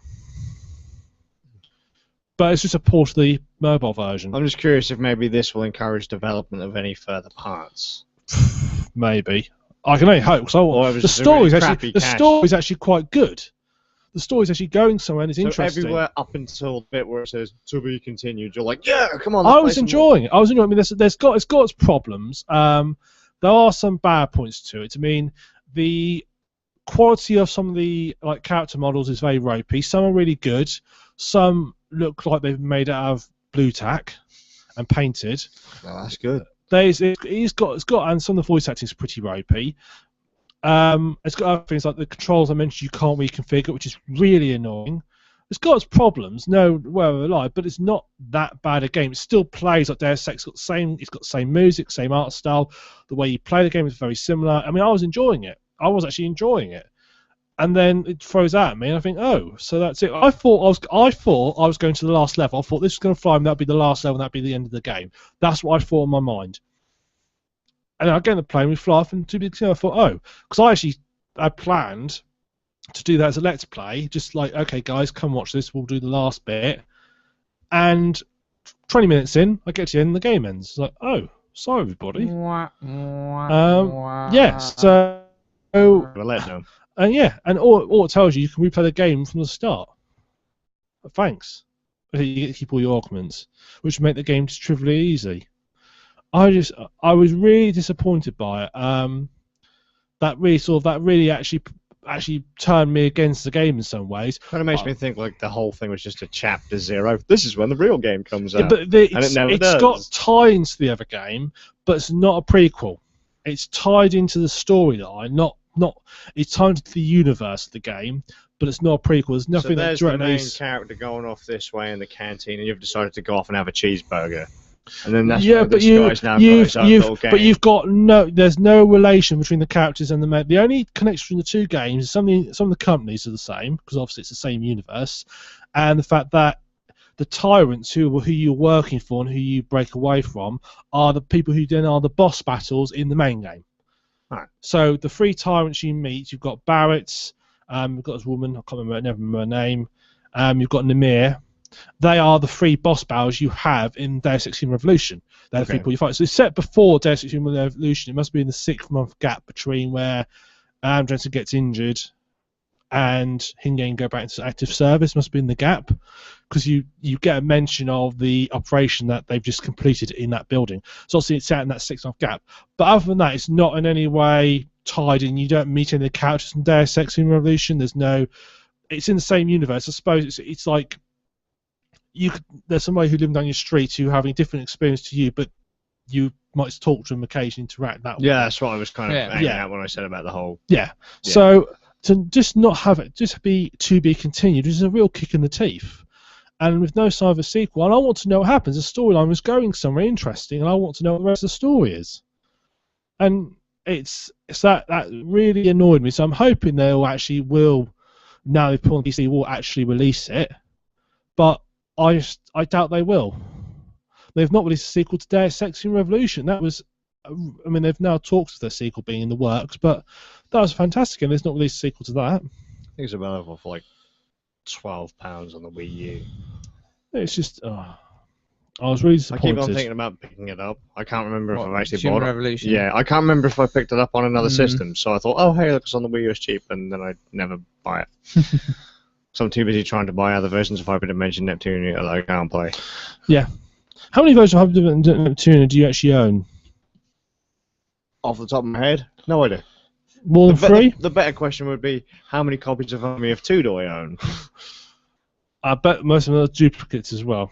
I probably own Army of 2, 1 copy of each game on each system is out. So I'm like that with Kamatani. I own a few of his games multiple times. The only game I've owned multiple times is Half-Life 2. I've got 3 copies of it. Is that anything to do with, like, you bought a big box, then you bought a digital, then you bought like a... I have an interesting one. Right, if you count into buying like digital version of your games, I have done that, because someone's look think, oh, I've got that game sat in my loft, buried away somewhere, but it's on Steam now for 99p. Yeah, I've done that. I've done that twice. I did that with Post. A game I've owned I don't really times. count those, because it's just convenience in that situation. It's not, and in fact they've updated it to make it work on. Yeah, well, that's another reason why I bought a lot of them. Like, oh, hey, look, I'm just going to bought it on GOG. And I think to myself, but the GOG version's kind of blocked in some places. Oh, hey, look, now it's on Steam. I'll buy that version as well. An interesting one I've owned multiple times, only not like multiple copies of the game, but the interesting thing being that I bought Blood Omen on the PlayStation, sold it, bought it again, sold it, bought it again, and about 2 or 3 times that's been the exact same copy of the game, just known because the instruction manual had some anomaly on it. And every time it's like, oh, it's that version of Blood Omen again. That looks my game. It's done the rounds. Before we move on, we've been asked a question. Oh. Are there any thoughts on import game shops, given that the person asking hasn't got any in his area?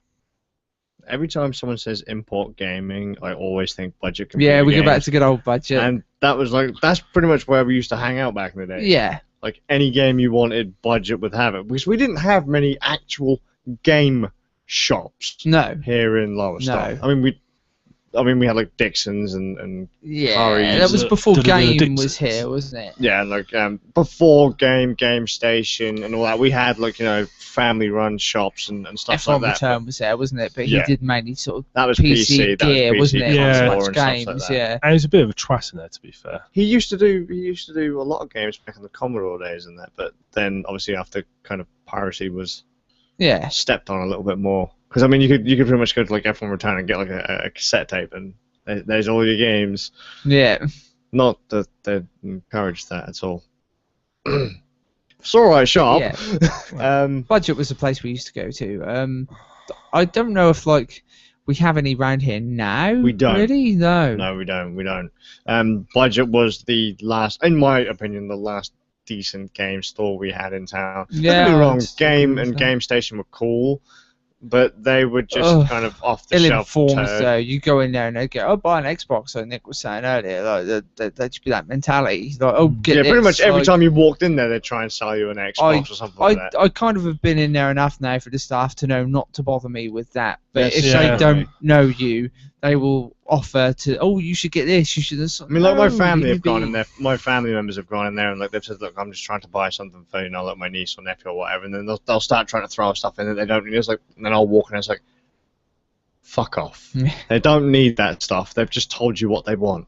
Give them what they want, or I'm going to leap over that desk and kick the living shit out. That's how a shop should be. You know, when you go to budget, they'd literally say, well, you'd be like, fucking, hey, yo, I want this game. And they're like, well, we haven't got it. It's only available on the stage. We'll order it. Yeah. You know, I or- mean, I don't know if I mentioned this on a past podcast, but the dude in there, Neil that worked in there, very cool chap.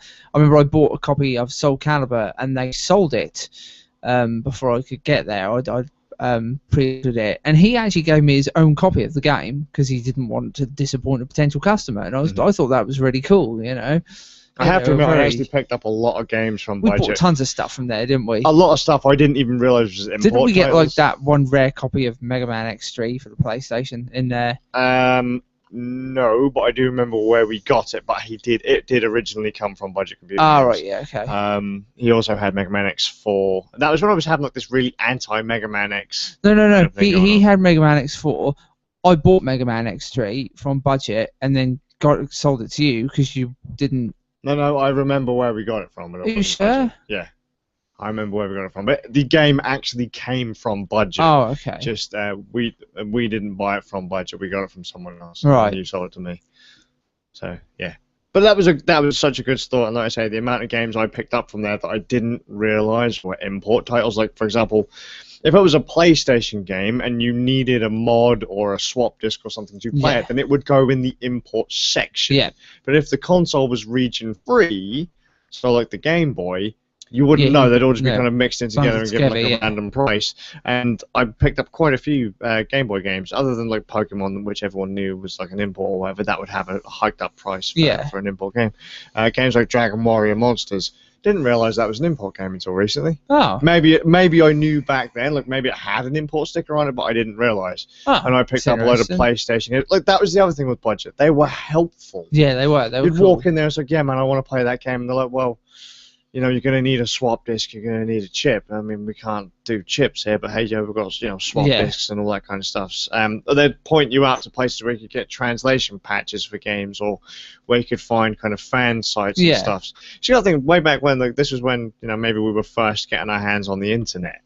We were all sitting on 56k and Oh, there in the days. fucking super happy fun time days. Like, when you'd actually patch. You can actually patch an American game to run better on a British TV. So like have I can't remember the color scheme they had, but like sometimes you try and play an American title on a British TV and it'd come out in black and white. Yeah. And you can actually get patches that would allow you to then. We play got on the colour. cable, didn't we, for the PlayStation 1? I don't know. I just remember patching my ISOs. I'd rip the game and then. All right, yeah. run a For patch. oh yeah, I remember we did that with that Final Fantasy Tactics, wasn't it? Yeah, and they had one for Legend of Mana as well. Yeah. I loved Legend of Mana. I love Legend That's one of of my Mana. favorite Good game. games I picked up from there. I remember getting really hyped by watching the site. Like I found the website for it, and all of a sudden, there it was, Budget Computer Games, £50. I was like, We had to pull money together, didn't we? I can't remember if we had to pull money on Legend of Mana, but we did pull money on quite a few imports. Yeah. Oh, I missed that shop. It's just a shame it was built in such a shitty area. Quite literally. Yeah, Flood, yeah. full of shit all of the time. Yeah, it flooded loads, didn't it, that area? Poor bastards. But I think we need more shops like that. Someone has to open up another arcade. I hated the or game another- because at the time it had that smarmy cunt in there that you just go, oh, we're going to run them out of business. It's like, but your shop sucks. You might have more of the mainstream stuff, but you don't get anything that people want. It's just, yeah. Well, game shops in general are dead to me. You know, I walked in a game shop, and for me as a PC gamer, there's nothing there for me. Would you not go out and buy like a big box version of a game if there was like say like there was a collector's edition right. you wanted or something? I have bought collectors in the past. I've bought them off Amazon. I was going to Okay, say, Budget's but- PC section was really good. They But- did have Very quite a good chunk. PC If they, section. I tell you what would make me buy physical copies of games, if they still made them and they still came in the big A4 boxes. Yeah, like you'd buy a big Yeah. box game with like a Like, fancy how- manual. you know, they come in a big A4 box. You'd open it up and be all cardboard and the little CD in a jewel case in the middle. Yeah. Always broke. If anyone shows me a jewel case that's in one piece, I'll show them a case that's never been opened. They just sort of sneeze and they break. And that is PC games to me. That is what I remember. That's what I suppose my earliest memories of PC games. Now when they start coming DVD cases, all lost interest. I go I digital. bought tons of PC games from Budget. Tons of them. I mean, when I first started getting back into gaming, game used to have PC used to share the same amount of space, shelf space, as every other console. Then as time went on, corner. yeah. Then as time went on, it gradually got shorter and shorter. And now I last went in there, which was a while back. It was a meter Yeah. of shelf, and that was it. And half the stuff on there was basically just old games. Like there's little ones like all the chess games and Yeah. puzzle games, just cheap and tatty stuff. And I thought, well, you're not really doing much to the platform. If anyone walks in there, they're just going to think it's out what PC has got on it. But God, no, that's boring. PC is mostly done from Steam, isn't it? It is. Yeah, sort of Steam made- pretty much killed retail PC. They did, yes, for PC. That's that sort of thing. Which is That's kind of what a I'm shame, saying. really, because I miss a lot of the big box stuff like Oh, when you get box fancy stuff. manuals and Oh, yeah. patches and Yeah. That's why I say that as a industry, it's dead to me. Game shops just they are reaching the end of their time. Once internet connections get stable enough across the country, once Microsoft, because I mean, you've now gained digital distribution on the consoles, more people will start taking it up. Maybe I not. have to admit I have started recently, which is actually kind of saddens me a bit. But more people start taking it up. They'll start use digital distribution. But what will happen is that will basically put more strain on the shops, and they just will not be able to compete.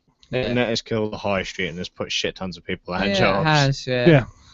Kind of sucks. Yeah, I'm guilty of it too. Most of my purchases are on Steam these days. It's a bit like music shops. And since the advent of iTunes Yeah. and other yeah. similar services, why would you go to a music shop?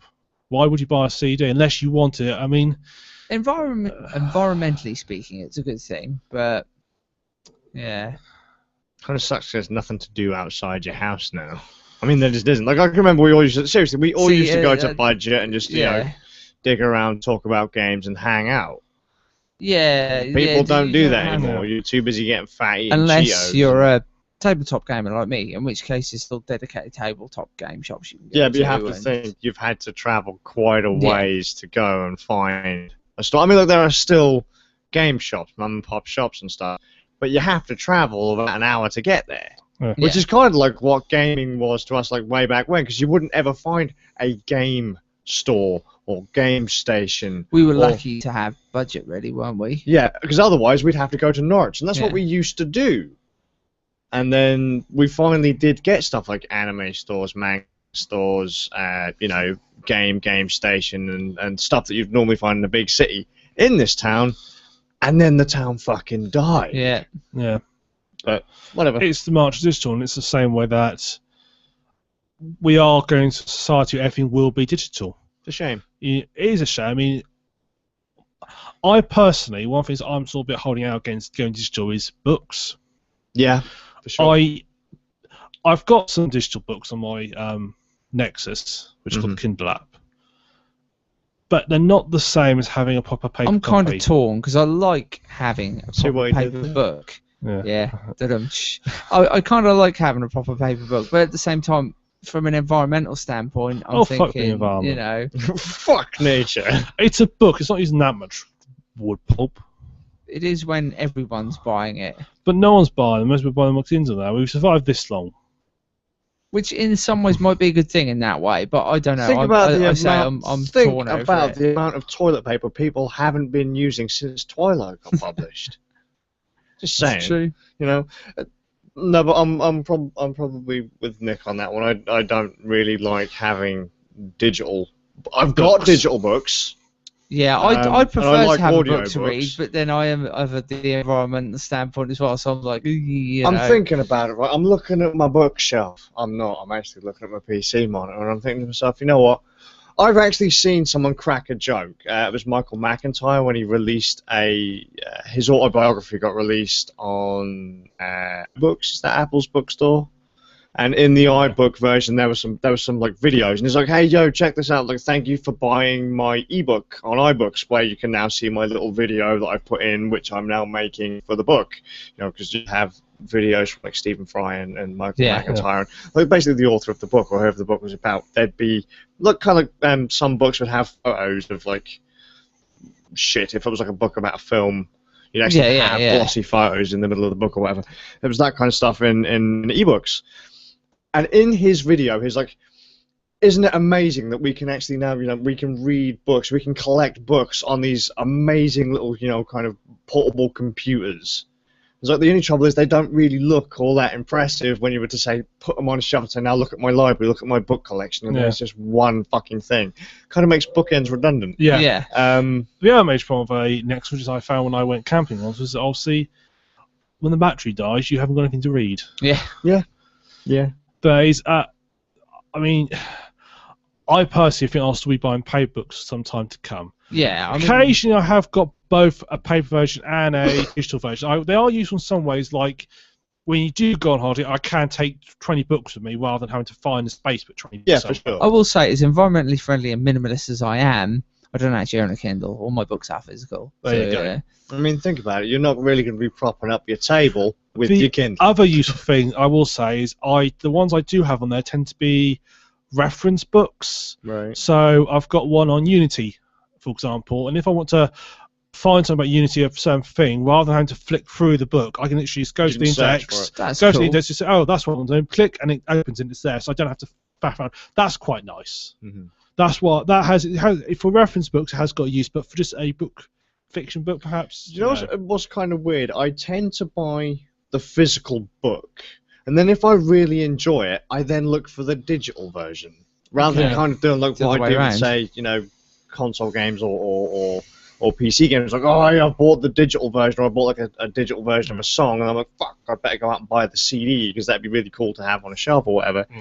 I buy the physical book, and I'm like, I like this, but I can't carry this with me everywhere. Yeah.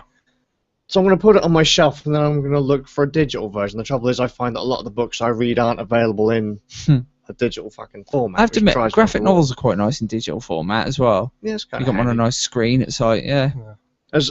And I also tend to buy physical, a digital copy, like something I can actually flick through and read. And then also I buy the audio book. Yeah. Because I can never be too sure when I might want to kind of, you know.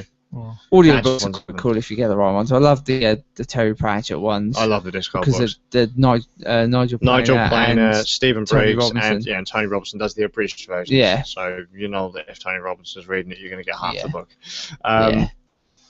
Amazing. As uncultured as much of a scumbag as I am, one of the weirdest things that I kind of tell people, they always look back at me. Like when I said to you, Nick, that I like classical music, I would love to have a library.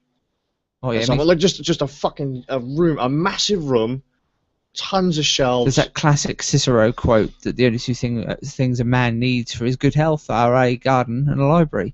So yeah, fair enough, fair play. Jobs. Then we find out he died at the age of 20. So I'm just thinking, like, you know, he was actually stabbed to death, I believe. Good health. Yep. Right, we've been asked another question. How did each of you get into gaming? That's a good one. So, oh, blimey. That's, you know, I was thinking the exact same thing. I can't remember. My very first experience with gaming, as I recall, is very cliche. I played Super Mario Brothers on a NES at my neighbour's house. Outside of that, I think arcades introduced me a lot to gaming. Just going out with a family, seeing these machines running games that were better than stuff that was actually on home consoles at the time, and thinking, wow, I mean, I've got a very distinct memory of seeing Dragon's Lair in an arcade for the first time and being astounded how this Don Bluth cartoon was being played out and controlled like on screen. It was quite an amazing thing to see at the time. Yeah, I think those are two very prominent memories that stand out. Playing Mario for the first time and finding the secret warp tunnel bit like straight away, in level 2, my neighbour's like, how did you find that? I was like, I don't know, I was just exploring. Like you run and sprint and you actually jump up on I was really young at the time playing that, and then I remember that time seeing Dragon's Lair and that being really young as well. I think that's sort of how I got into them. What about you guys? I saw drifted in and out of gaming for a long time. My first memory of gaming was a Amiga. We had an Amiga A500. I love the A500. And I think my very first game I played on it was a Dizzy game, but no idea which one it was. We had lots of Dizzy games. Those were good games. Was Dizzy on Amstrad at some point? Wasn't it? Yeah, and then it was on Mega Drive as well. We had lots of Dizzy games. We had several. We did have quite a few Dizzy games over the course of the time. And I remember that. Dizzy for Smash Brothers. We also had a. Then it happens. We had a Sega Mega. Yeah, we had a Sega Mega Drive. Codemasters. As well. We didn't have many games, so I think I only had like 8 games in total on that. Was that one of the like 6-in-1s and then a couple of random loose cartridges, or? There was one which is one that came with it, which is like a sports, like about 3 sports titles on a cartridge. Okay. It actually came in the box. Other than that, I had things like I had Zombies Ain't My Neighbors, or just Zombies in this country. Yeah. Fucking name changes. Oh, what else did you have? We had Sonic, the first Sonic. I can't remember. I only recently got a physical copy of Sonic 1. Really? Yeah, we didn't have many others on there. Mega Drive was actually my first console. Me and my sister were still playing that and we didn't actually. We didn't follow Gaming Press. We didn't follow. Like, we just like, oh, that looks like a cool game, but off the shelf. Very casual gamers, really. Yeah. 2001 comes around, and we decide to pre-order a PlayStation 2. So we go out, we pre-order. I actually do remember you saying you wanted to get a Dreamcast to start with. Oh, that's true. We were going to get a Dream. You're absolutely right. I forgot about that. Obviously, you're a PC gamer. So. We were going to get a Dreamcast, then that all went tits up. So we then went for get a PlayStation 2 instead. That was actually a good time to buy Dreamcast when it went tits up because games were so fucking cheap. Dirt cheap. Yeah, budget computer games were all playing. We got a PlayStation 2, pre-ordered it, and that's when we we got in the magazines and started reading about games, starting to learn about gaming culture because we hadn't really. We were proper before that. We were just, as I say, casual gamers really. So in gaming culture, we were going to get a Dreamcast because it was Sega, and we'd had Sega Mega Drive, so it just seemed logical progression. Yeah. But I still was to myself as a hardcore gamer then. What really got me into is I was walking past the shop, and I had PC games as well. I should point out, I had Mech Warrior, and I played that. Had Rainbow Six, and played that. That's maybe too many, so I had a PC, and some rather crappy other games. So I had PC games as well, but again, not really heavily into it. Then one day, 2003, I was walking past a game actually, and I saw was a copy of PC Gamer, and on the front it had Rainbow Six free. I thought, I love Rainbow Six, so I bought that magazine, and that's what got me really back into gaming. I bought it, read it. That would have been about the same time I met you. It was. I was on lunch break from college. And yeah, I bought it. And I brought it back to me to class in the afternoon. In between, well, it wasn't very interesting. I can't remember who was doing the lesson. It wasn't very interesting. I think it was about database pro or something. And I knew databases inside out anyway, so I wasn't necessarily reading the magazine. And that's all that got me back into gaming properly. And then I bought next month. Bought it again. I've been buying it ever since. I'm subscribed to it now. I get every month, read through, and that's when I still got physical magazine. That's when I actually got properly back into gaming. That's when I actually properly I'm actually surprised that wasn't actually all that long before. That's funny you jumped back into our previous convo there. Yeah, well, physical magazines, which people tend not to buy so much anymore due to. But I like a physical magazine. I did way back when Like, I Yeah. remember one of my first and one of my favourites that I actually bought religiously was the N64 magazine. I was subscribed to CVG, Computers and Video Games, for a long time. Yeah. Didn't they have a globe as their like a random globe? I think they might have done later. But it covered can't remember off the top all of my head. consoles and PC and everything. So I got that one because it gave I played quite a lot of different things. So yeah, it gave me PC games and every other console. And yeah, it didn't really sort of limit itself. So I think that was why I opted for that above the. I used to get official PlayStation magazines, well, for the demos. Yeah, I picked up Yeah. a few of those. Which actually was another cool thing about Budget, because they'd always give you the demo discs. They If they did, ever got yeah. stuff in there, would just literally hand you the demo discs, or even promo discs. Remember playing Metal Gear Solid 2 in there for the first time, actually. Yeah. The demo. Do you remember actually seeing PlayStation 2 for the first time in a shop in Yeah. Norwich? One Step Beyond. One Step Beyond Yeah. OSB, yeah. They were pretty neat, and that was the first place That I was a saw a cool GameCube shop. as well. That was cool, because that was actually the shop where I saw Time Crisis 2, and I think it was an import, and I was like, shit. As if that shop's gone now. That I was know, classic. long gone. All the best shops are gone. I hate to say it, because they're not big enough to be able to survive if they have a couple of crap months, but Yeah. No. you know, bummer. What about you, Luke? How did you get into gaming? See, that's tricky, because my memory's pretty crap, but so What's your earliest memory then, perhaps? Yeah. So one morning I wake up. I live with my nan and my mum. I was somewhere like 4 or 5 years old, and just randomly my mum's like, "Hey, take a look at this." And beside my bed, there was like a little portable TV set, like on a little stand. And next to that, because it was fucking long, this was like the whole length of the room, this stand.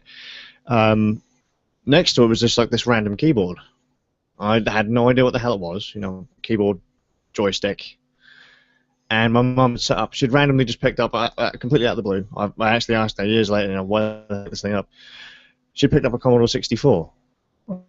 And that's kind of weird when I asked her as well. I was like, why did you actually buy the Commodore? Because it was a really, random purchase for my mum. Yeah. And she was like, well, I thought you might like it. It seemed like the thing at the time. And to me, how white she was. the Commodore 64 was fucking amazing. It came with like a 5-in-1 cartridge. Had Fiendish Freddy's Circus, Flimbo's Quest, Clax, and a few other games. I played games like Pang. Outrun was one of my first Yu Suzuki games. Oh, on that yes. I system. love Outrun. Loved that game so much. The Commodore 64 was such an amazing system, and I can remember one of my friends' dads was actually, he used to type stories. This was way later. I mean, like, people actually had full-blown, PCs by this point, like, x86 PCs. Yeah.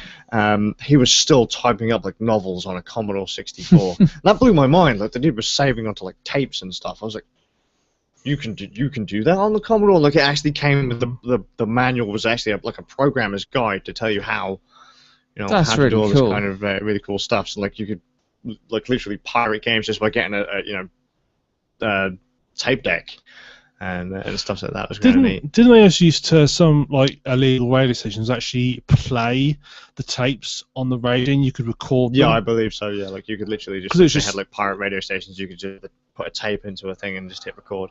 And you record the game. Mm-hmm. being That's broadcast. mental. That's I mean, very cool. You can actually find now online just little tiny audio files, and they say, yeah, just get like a Walkman or something, and just run a cable like like what we've got here from the recorder into the computer, run something like that into like a tape deck, play it on your PC, and then record it onto a tape, and then just whap it into your Commodore 64, and you've got a game. That's how they've archived all these games, because they know that tapes aren't That's going to so last that cool. long. I'm impressed. So you can actually download. Unfortunately, it does involve getting a hold of a cassette tape. Yeah. But I like the idea of being able to listen to a computer game. That was pretty hardcore. That was really weird. That was actually something that happened a lot in gaming, like with the CDs and stuff. Like you'd actually sometimes have the game track, like, don't play that because it'll fuck up your speakers or whatever. But it was just weird that you could actually hear what made the games. Like in some PlayStation games and some Saturn games, you could put them in a CD player. Yeah. Sometimes you get the soundtrack, other times you just get like loads of random noise. But that was Yeah, that like was the the game. ones, hopefully Zeros. not that noise that you get in, because say YouTube videos when they screw up and you get that horrible binary noise. Ugh. Not nice. But Commodore 64. It was either Commodore 64s, arcades, or just randomly walking into an arcade with my parents, or maybe occasionally going around with family members and playing NES. Because I know that my best friend at the time, her brother had a Master System, Right. and her best friend had an NES. So that was kind of like my first experiences of those, and the same with the Game Gear. And then one of my other friends also had a Commodore 64. So we all pretty much played Commodore 64. Game Gear was my first proper console after that dreaded Amstrad CPC. Well, that was the weird thing, actually, because we've mentioned Captain N, the Game Master, a couple of times. Yeah. And Captain N was pretty much my window into stuff like Nintendo. I think that was like a window into gaming culture for quite a lot of us. Like many of us who, well, Nintendo was obviously the NES was all the time. Not over here. It was Master System for sure. You reckon? Yeah, man, Master System outside NES, like.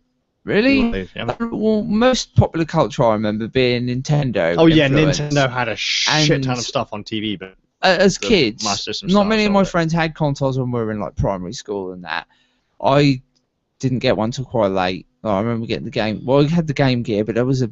I can't remember what year. I that had was the now. 64 when I was like 4. But the friends of mine that did have consoles had a NES, and most gaming culture was Nintendo oriented, mostly from the cartoons, and a lot of the culture-based things that would come out around it. Cartoons, I would imagine you sticker probably books. find it's probably quite localized. You know, if someone in school gets an NES, then odds are people will pick them up as well. Yeah, yeah. So you tend to get little groups who will favour one or the other. A bit like if you go to Japan, no one buys an Xbox. Yeah, I mean, my reason behind buying getting the Game Gear was because my cousin in Wales had one, and when we went to visit them, he was like, "Oh, check this out, and let me play the Game Gear." And I'm like, "I've got to get one of these." And then following year, my parents got me one, and the same with the Mega Drive. Auntie and Uncle had one, played it round there, loved it, and they were just like, "Well, you know, you've got the Game Gear, might as well get that next." So, yeah, same sort of idea, really. Yeah. So, because I totally skipped over the NES pretty much, other than what family had and what my friends had.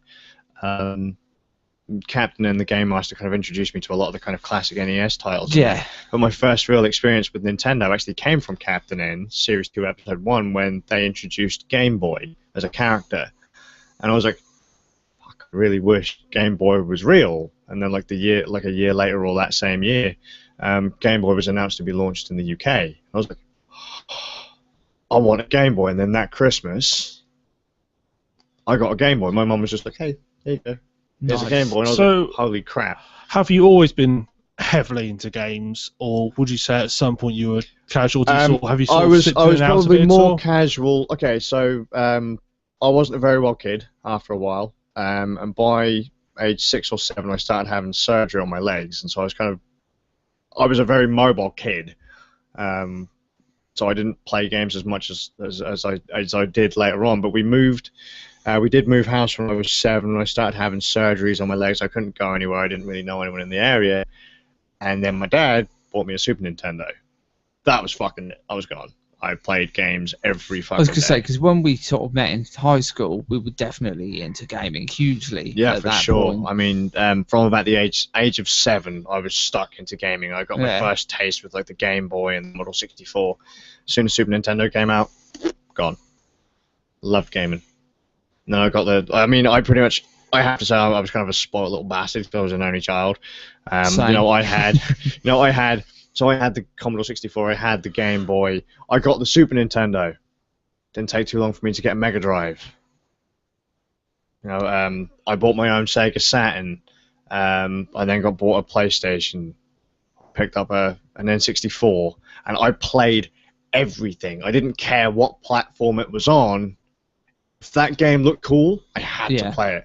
And I loved arcades as well. The amount of times I go to the arcade with my dad and we just I was kind of lucky stand there growing up pumping that I cash. had the Mega Drive. My best friend, who only lived across the street, had the SNES, so we just used to play each other's consoles. Yeah, I mean, for sure. I mean, the thing is, a lot of my friends, we all practically lived at my parents' house. My friends would just come around, first thing in the morning, we would sit there. I can remember when I got the N64, my friends came around at, stupid AM. Yeah. Maybe 5 o'clock in the morning, and we were fucking kids, man. Still going to, middle school or whatever, just to play some Mario 64 before school. Yeah. It's just amazing. This hardcore stuff. Love gaming. Yeah, no. All my friends are pretty pretty hardcore games. So I have to admit, I am pretty deep into nerd culture, really, being game and being into tabletop stuff as well.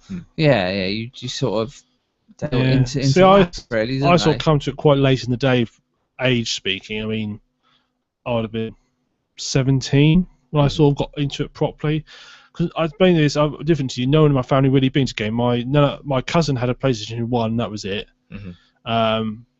My cousin didn't get his Xbox store many years after we had our PlayStation 2. He was quite late to the party on that, so no one in the family ever got into it, which is probably why I never got into it that much for a long time, because I had no one to bounce to talk about it off, no one to discuss games with. I think that's where the random thing came in when my mum actually did buy the Commodore 64, because it was just like such a random purchase. Yeah. And if it wasn't for the Commodore 64, I would have probably never really gotten into gaming to start with. Yeah, exactly. So, yeah, it's funny. That stems all the way back to my neighbour Dave owning Mario. Pretty much was my thing. He was a cool guy. I remember he lent us the PlayStation 1 as well.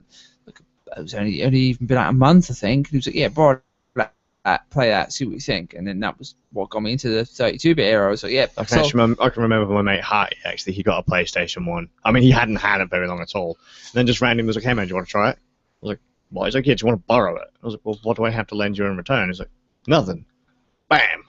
PlayStation 1. Just sat at my house for an entire week. Yeah, nice. The hell? It was like, and this was like an amazing system. Like I was an N64 kid at the time, so it just seemed like such a I was the other way around. I played the N64 later, but I had the PlayStation to begin with. I remember being quite jealous of Mario 64 actually, and thinking, "Oh, it's a nice little game and really fun game. Stuff you could do in it." Yeah. And you had to have a PlayStation if you wanted to play Final Fantasy and some really cool games like that. Yeah, because I remember playing. Me and my friend at the time, it was the Final Fantasy 7 and Zelda 64, and it was like Ocarina of Time.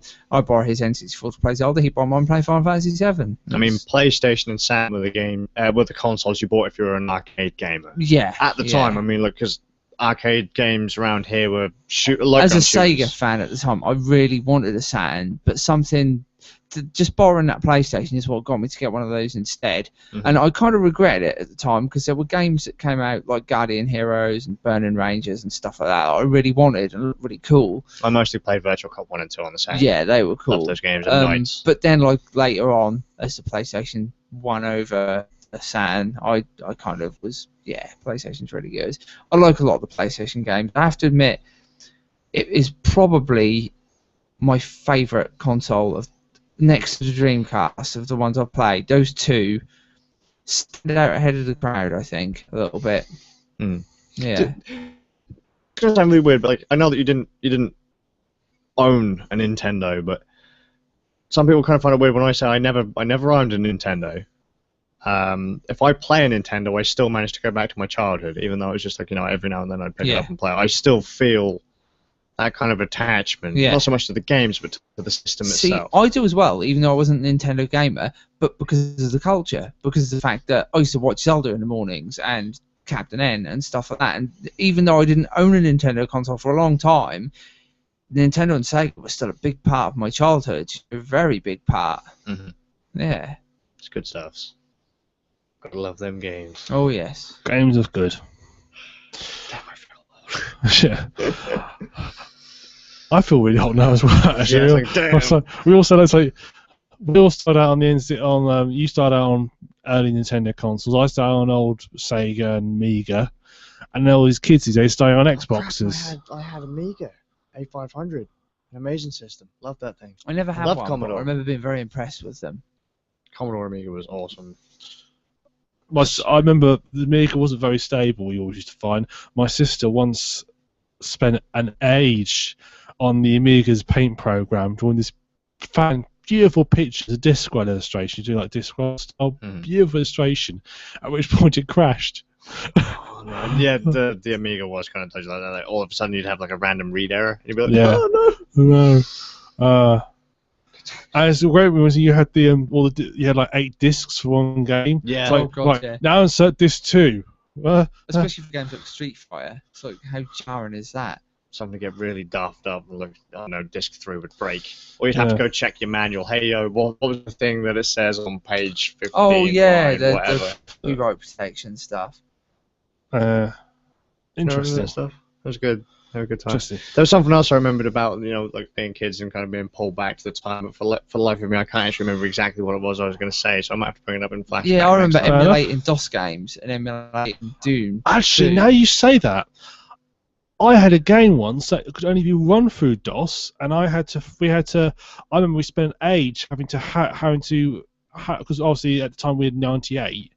Yeah. And having to use the DOS program that to play the game. I seen having to sort of type all the, trying to figure out C. the files. Yeah, I remember trying to do that. I've forgotten about that, having to manually type the commands and to get a game to run. But it wasn't just that with the Doom, because I had DOSBox, so I would run all old games I used to have on DOS. I'll play Doom 2 again, forgetting that you need an instruction manual. So between the levels, it'd go, what is the line on paragraph? Oh, yeah, those ones. Oh, no, I forgot about this. Yeah. We had the Doctor Who game that was on the Amiga had that as well. I remember that was nice. Settlers. I remember we actually got a copy of Settlers 2. And we didn't have the God, yeah, manual. classic. I was fucking devastated. I was like, oh, you bastards. Oh, dear. Good old fashioned. It's an interesting form of copy protection. What was that one where you had to have like a little There was a mirror real- prism device you had to put up on the screen? I'm not too sure about that one, but I do remember a couple of games having like I have to look that up. There was Coda wheels and stuff. yeah, there was one where it would show you a symbol on the screen. You had like a little prism you put up next to it. That would then show like a stiff symbol, All right. and that would be the key to get into the game. It's interesting. I'm going to look that up. Come on, Yeah, someone Who figure did that that? out. Yeah. For the love of Christ. I'm sure I'm not making it up. I'll be in Flashback next month. Shall we move on to weird news? Turns out Nick was dreaming. All of this was a dream. Let's move on to weird news. This is Yeah, weird sure. news. This is very weird news, so I'm sure none of you have heard about it.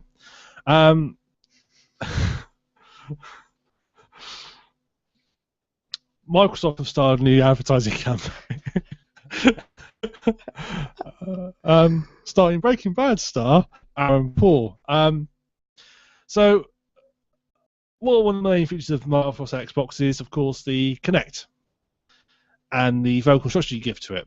The thing they support so well. Yeah, indeed. So you can imagine the problems if, say, you were to have an advert which may have an Xbox command in it being broadcast to people who own Xboxes.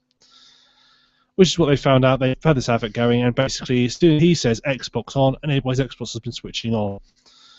Which is one poor chap who's had his program to switch off, to remote switch off something else, switch the Xbox and switch his TV over for him as well. Yeah.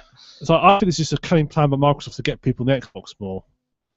That really pissed people off, didn't it?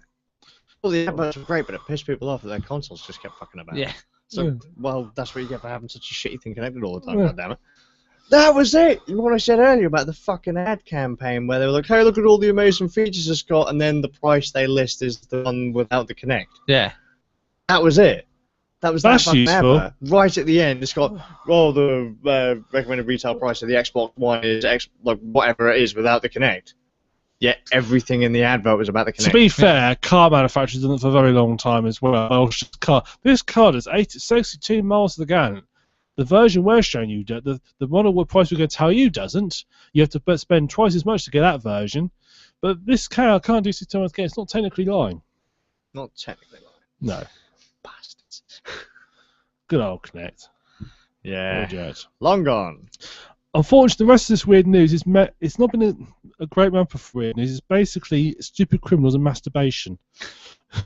So what weird news usually consists of then. Yeah, No, pretty not much much. dildos being jammed up people's asses. There's some of those in there as well. Again? Oh my Yes. god. So, young teenager, he decides This isn't to. starting very well, is it? Well, he's actually an old teenager, to be fair, 17, which is an old teenager. Decides he's going to rob an old man at gunpoint.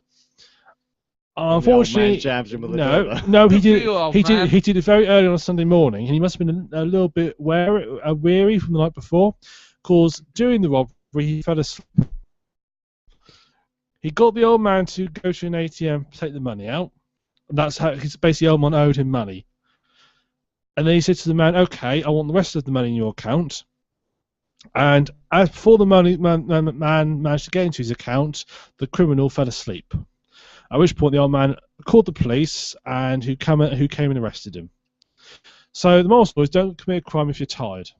If you're pissed up, hungover, Go to bed first. Mm. Think about it. Maybe have a coffee. Yes. Maybe just not be a dick and try to rob people in the first place. Yeah, people can't that do was it, yeah. We'd have a pretty shitty, weird news segment if there was no one being dicks, dude. That's true. Yeah, we'll do it. I'd have to start being really mean to people. Yeah. On a Being podcast. dick. Then we could do weird news on being a dick. For the entire podcast, right? Moving on to our next story. We know about weird fetishes. Apparently so. And the last fetish, well, I want to know how people first discovered that this was an interesting fetish. A man who has been nicknamed the Swiss cheese pervert has pleaded guilty to driving around town offering women money to put cheese on his genitals. Oh dear. It's almost as bad as that dude that was rolling around in, like, pig Pig shite or whatever. it Cow was. manure, I get it right.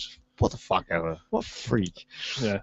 You wouldn't want to bomb pigs like that'd be very unhealthy. In fairness, shotgun. That's my cure for everything. Him and Yeah. Cheese Dick Man could team up with a oriented superhero Could group. do.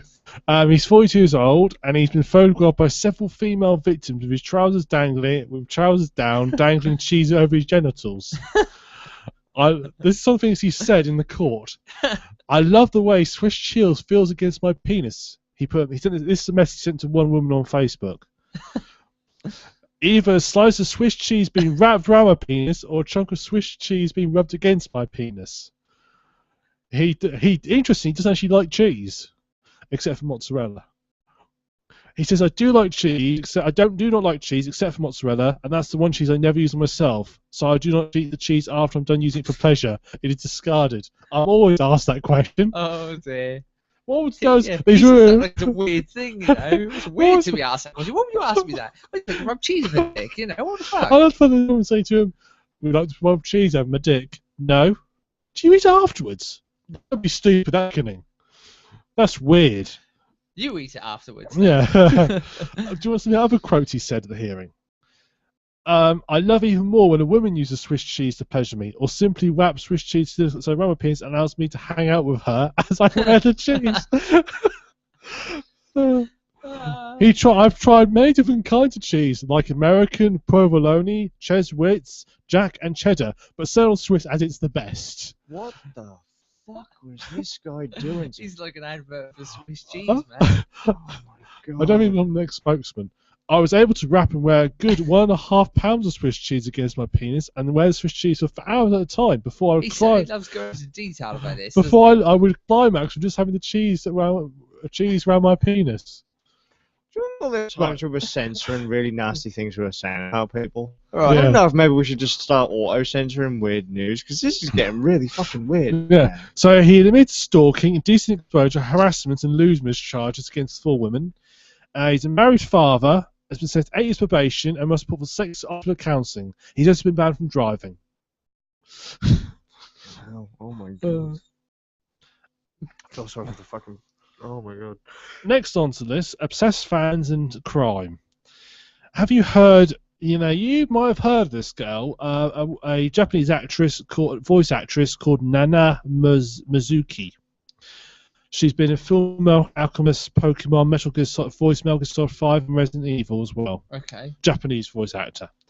She's also a popular singer, and this Japanese snack company called Calbee decided to offer a competition for 10 people who eat their crisps to basically win backstage tickets to a concert she was doing.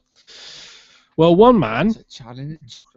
25-year-old Kazuki Fukumoto, he really wanted these passes, so he decided to increase his odds. So how do you think he went about increasing his odds? Nicking everything. No, he bought them legitimately. He Okay. bought 1,000 packets. This is weird, why? Well, he checked them out when I was out, and then of course he found he didn't actually like crisps that much. And he got 89 boxes weighing 200 kilos, worth £800 worth of crisps. And so he decided to dump them all. At which point he probably got arrested for littering. Okay. Well done, chap. And he didn't win a ticket, in case you're wondering. Sucks to be here.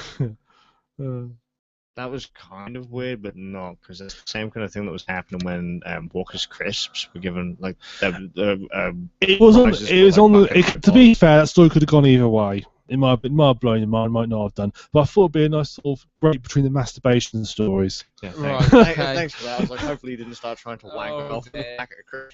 Yeah. Oh, Would they that'd be switch painful. flavours? That would be painful, surely. Or just open up the bag and then jerk into the pack. Uh, Resealed, put back in the box. Off. Going back to America, in Toronto, police has been charged a man with committing an indecent act involving a cucumber at a library. It always happens in libraries. Having worked in one before, I can say for a fact that the weirdest shit seems to happen there. Cause for suspicious incident. I was a suspicion in Action Court Library. It was caught in the Scarborough area. They got called to it. They found a man holding a cucumber in one hand, while allegedly performing the same lewd act. While he was in one hand and pleasuring himself with the other. He's allegedly done do the same acts of library staff in the previous incident, 3 months previous. Oh, dear. Yeah, on April 7th, he sits. This is what this copper David Helpson saying. On April 7th, he sits down and a 26-year-old woman sits next to him as he opens up his laptop. The man started masturbating with one hand while holding a cucumber with his other hand, the officer alleged. He's been charged with indecent act in 2 courts that failed to complete probation. Oh, dear. Him and Swiss Cheese Man need to get together, don't they? and Manure Man as well. Yeah. He also confirmed he's also been charged with mischief and indecent act to a similar incident from 2012. Another library. He's sentenced to indecent act charge with way and stare proceedings for mischief charge. When asked if he appeared threatening to library staff and patrons, the police officer Hopkins said, "I don't think he had any free hands to make a threat with." Oh, dear. Back onto stupid criminals. The last couple were pretty fucking thick. Gentleman stole a robber, decided he's going to rob a London bank. Goes in armed gun.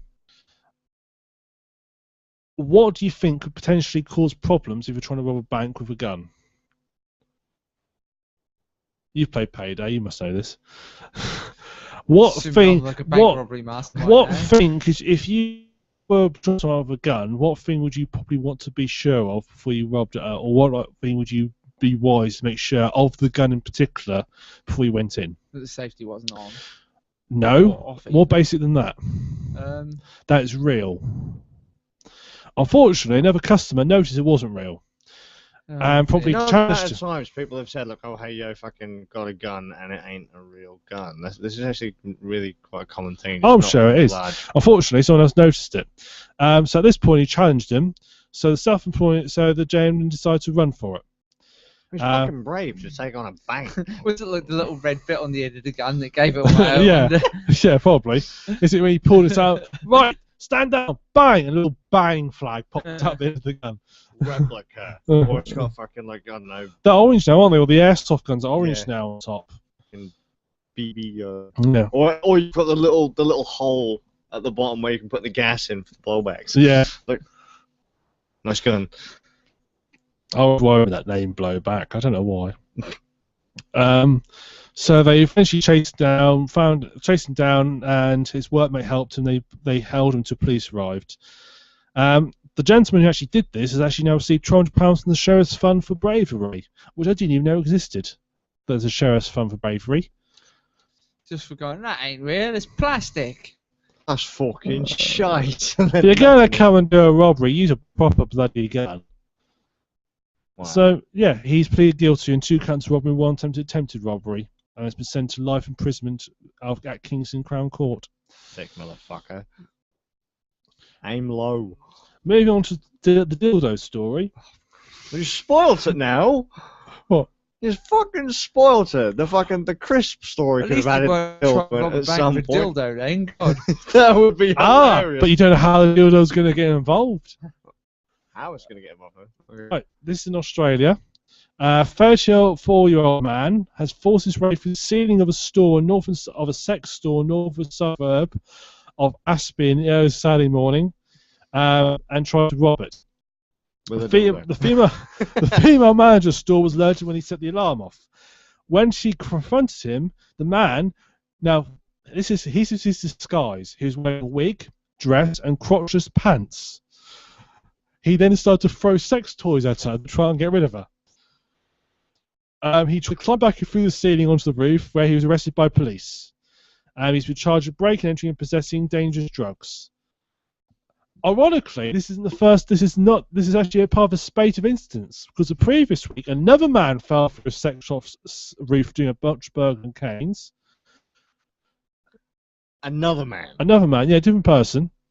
20-year-old, he broke in. Oh my god, they got copycats. He broke in, he grabbed the fancy fetish pack, which contains items including a saddle. After crashing the scene, it was Thursday. Witnesses called the police and he was arrested nearby. He's on court on Friday for 5 thefts and burglary-related charges. What's a tosser? So these two need to go into this weird fetish-based criminal organisation that's going on. I mean, it's gone on with Swiss cheese, man. Cucumber dude and Cucumber fucking dude. What? Yeah. cow shit person. Yeah. Nice. Cowpat Pratt. They Marvel. find themselves into some sort of big shit Swiss cheese cucumber megazord. Like, oh my god. Marvel, are you listening? This could be a next blockbuster film. This is actually going to happen. Seriously, I want some money for this. Fetish Force. Forget Guardians of the Galaxy. It's right there. Oh, fantastic. Oh, their car's like just a giant dildo-shaped car. I hope their car is a giant dildo-shaped car. I'd hope so too. I hope that their car wasn't a giant dildo-shaped motorcycle. Jet Shirley, the dildo jet. Yeah. Dildo jet. That goes into like an ass volcano thing. It'd be amazing.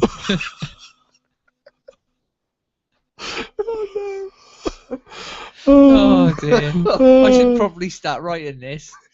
Yeah. This would be the next blockbuster. I've just got visions of all across the country, you know, parents saying their kids see the latest superhero film. This is what we pay money for. All the Why time. Why is that bloke's mask got a zip, Mum? Oh, God. All the time memorabilia as well. Oh, do you remember all the action figures? Oh, God. Yeah. Real cucumber action.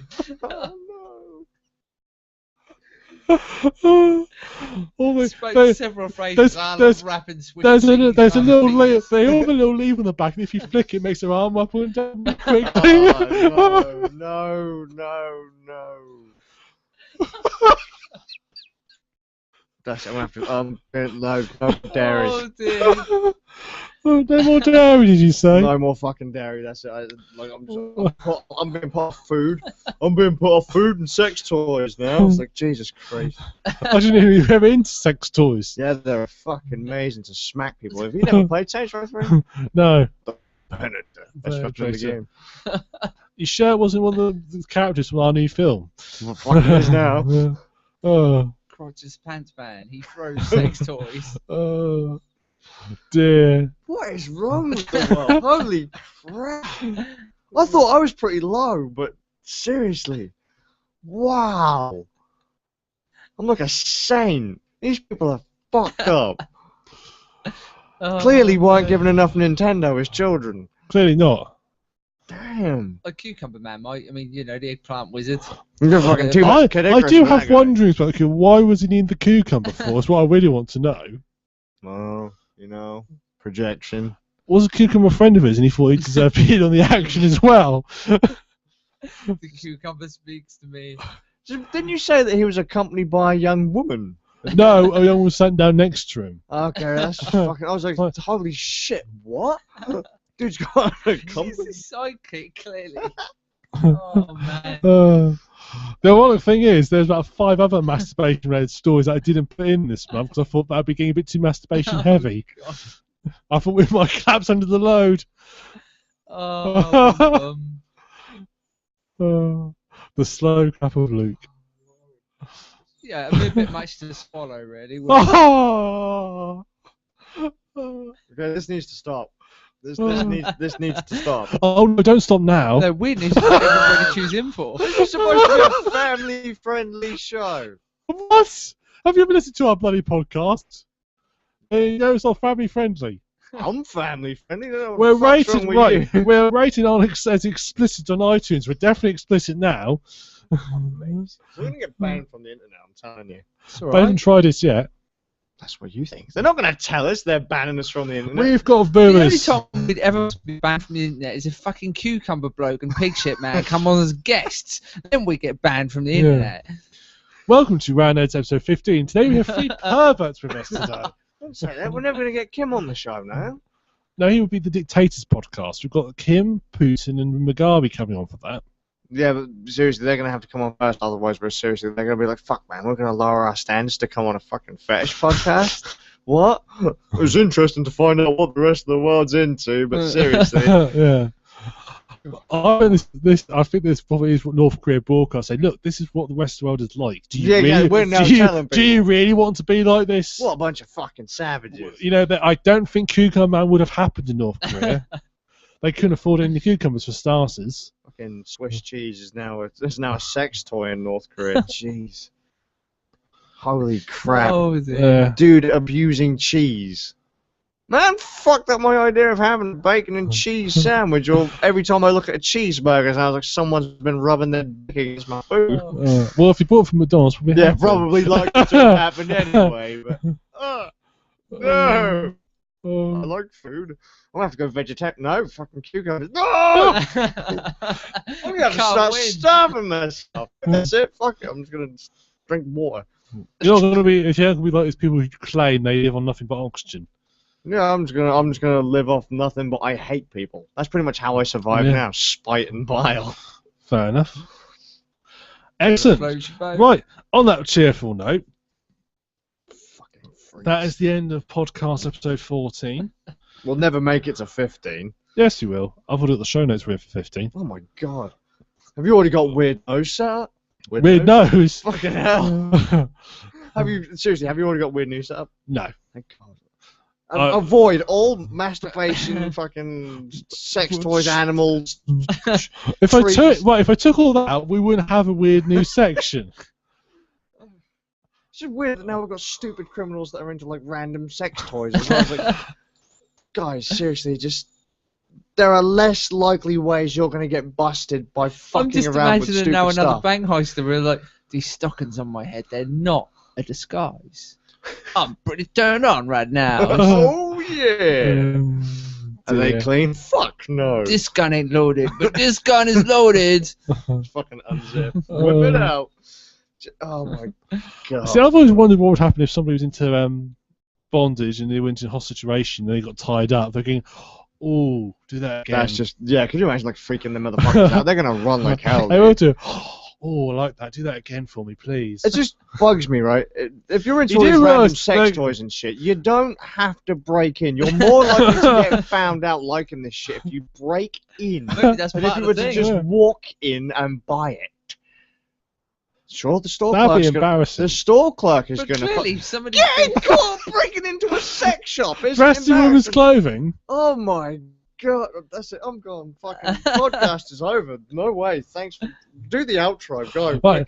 Fetish Force. Go! Well, thank you very much for watching, everybody. We hope you've enjoyed our podcast as much as we have. We certainly Next have. up an email.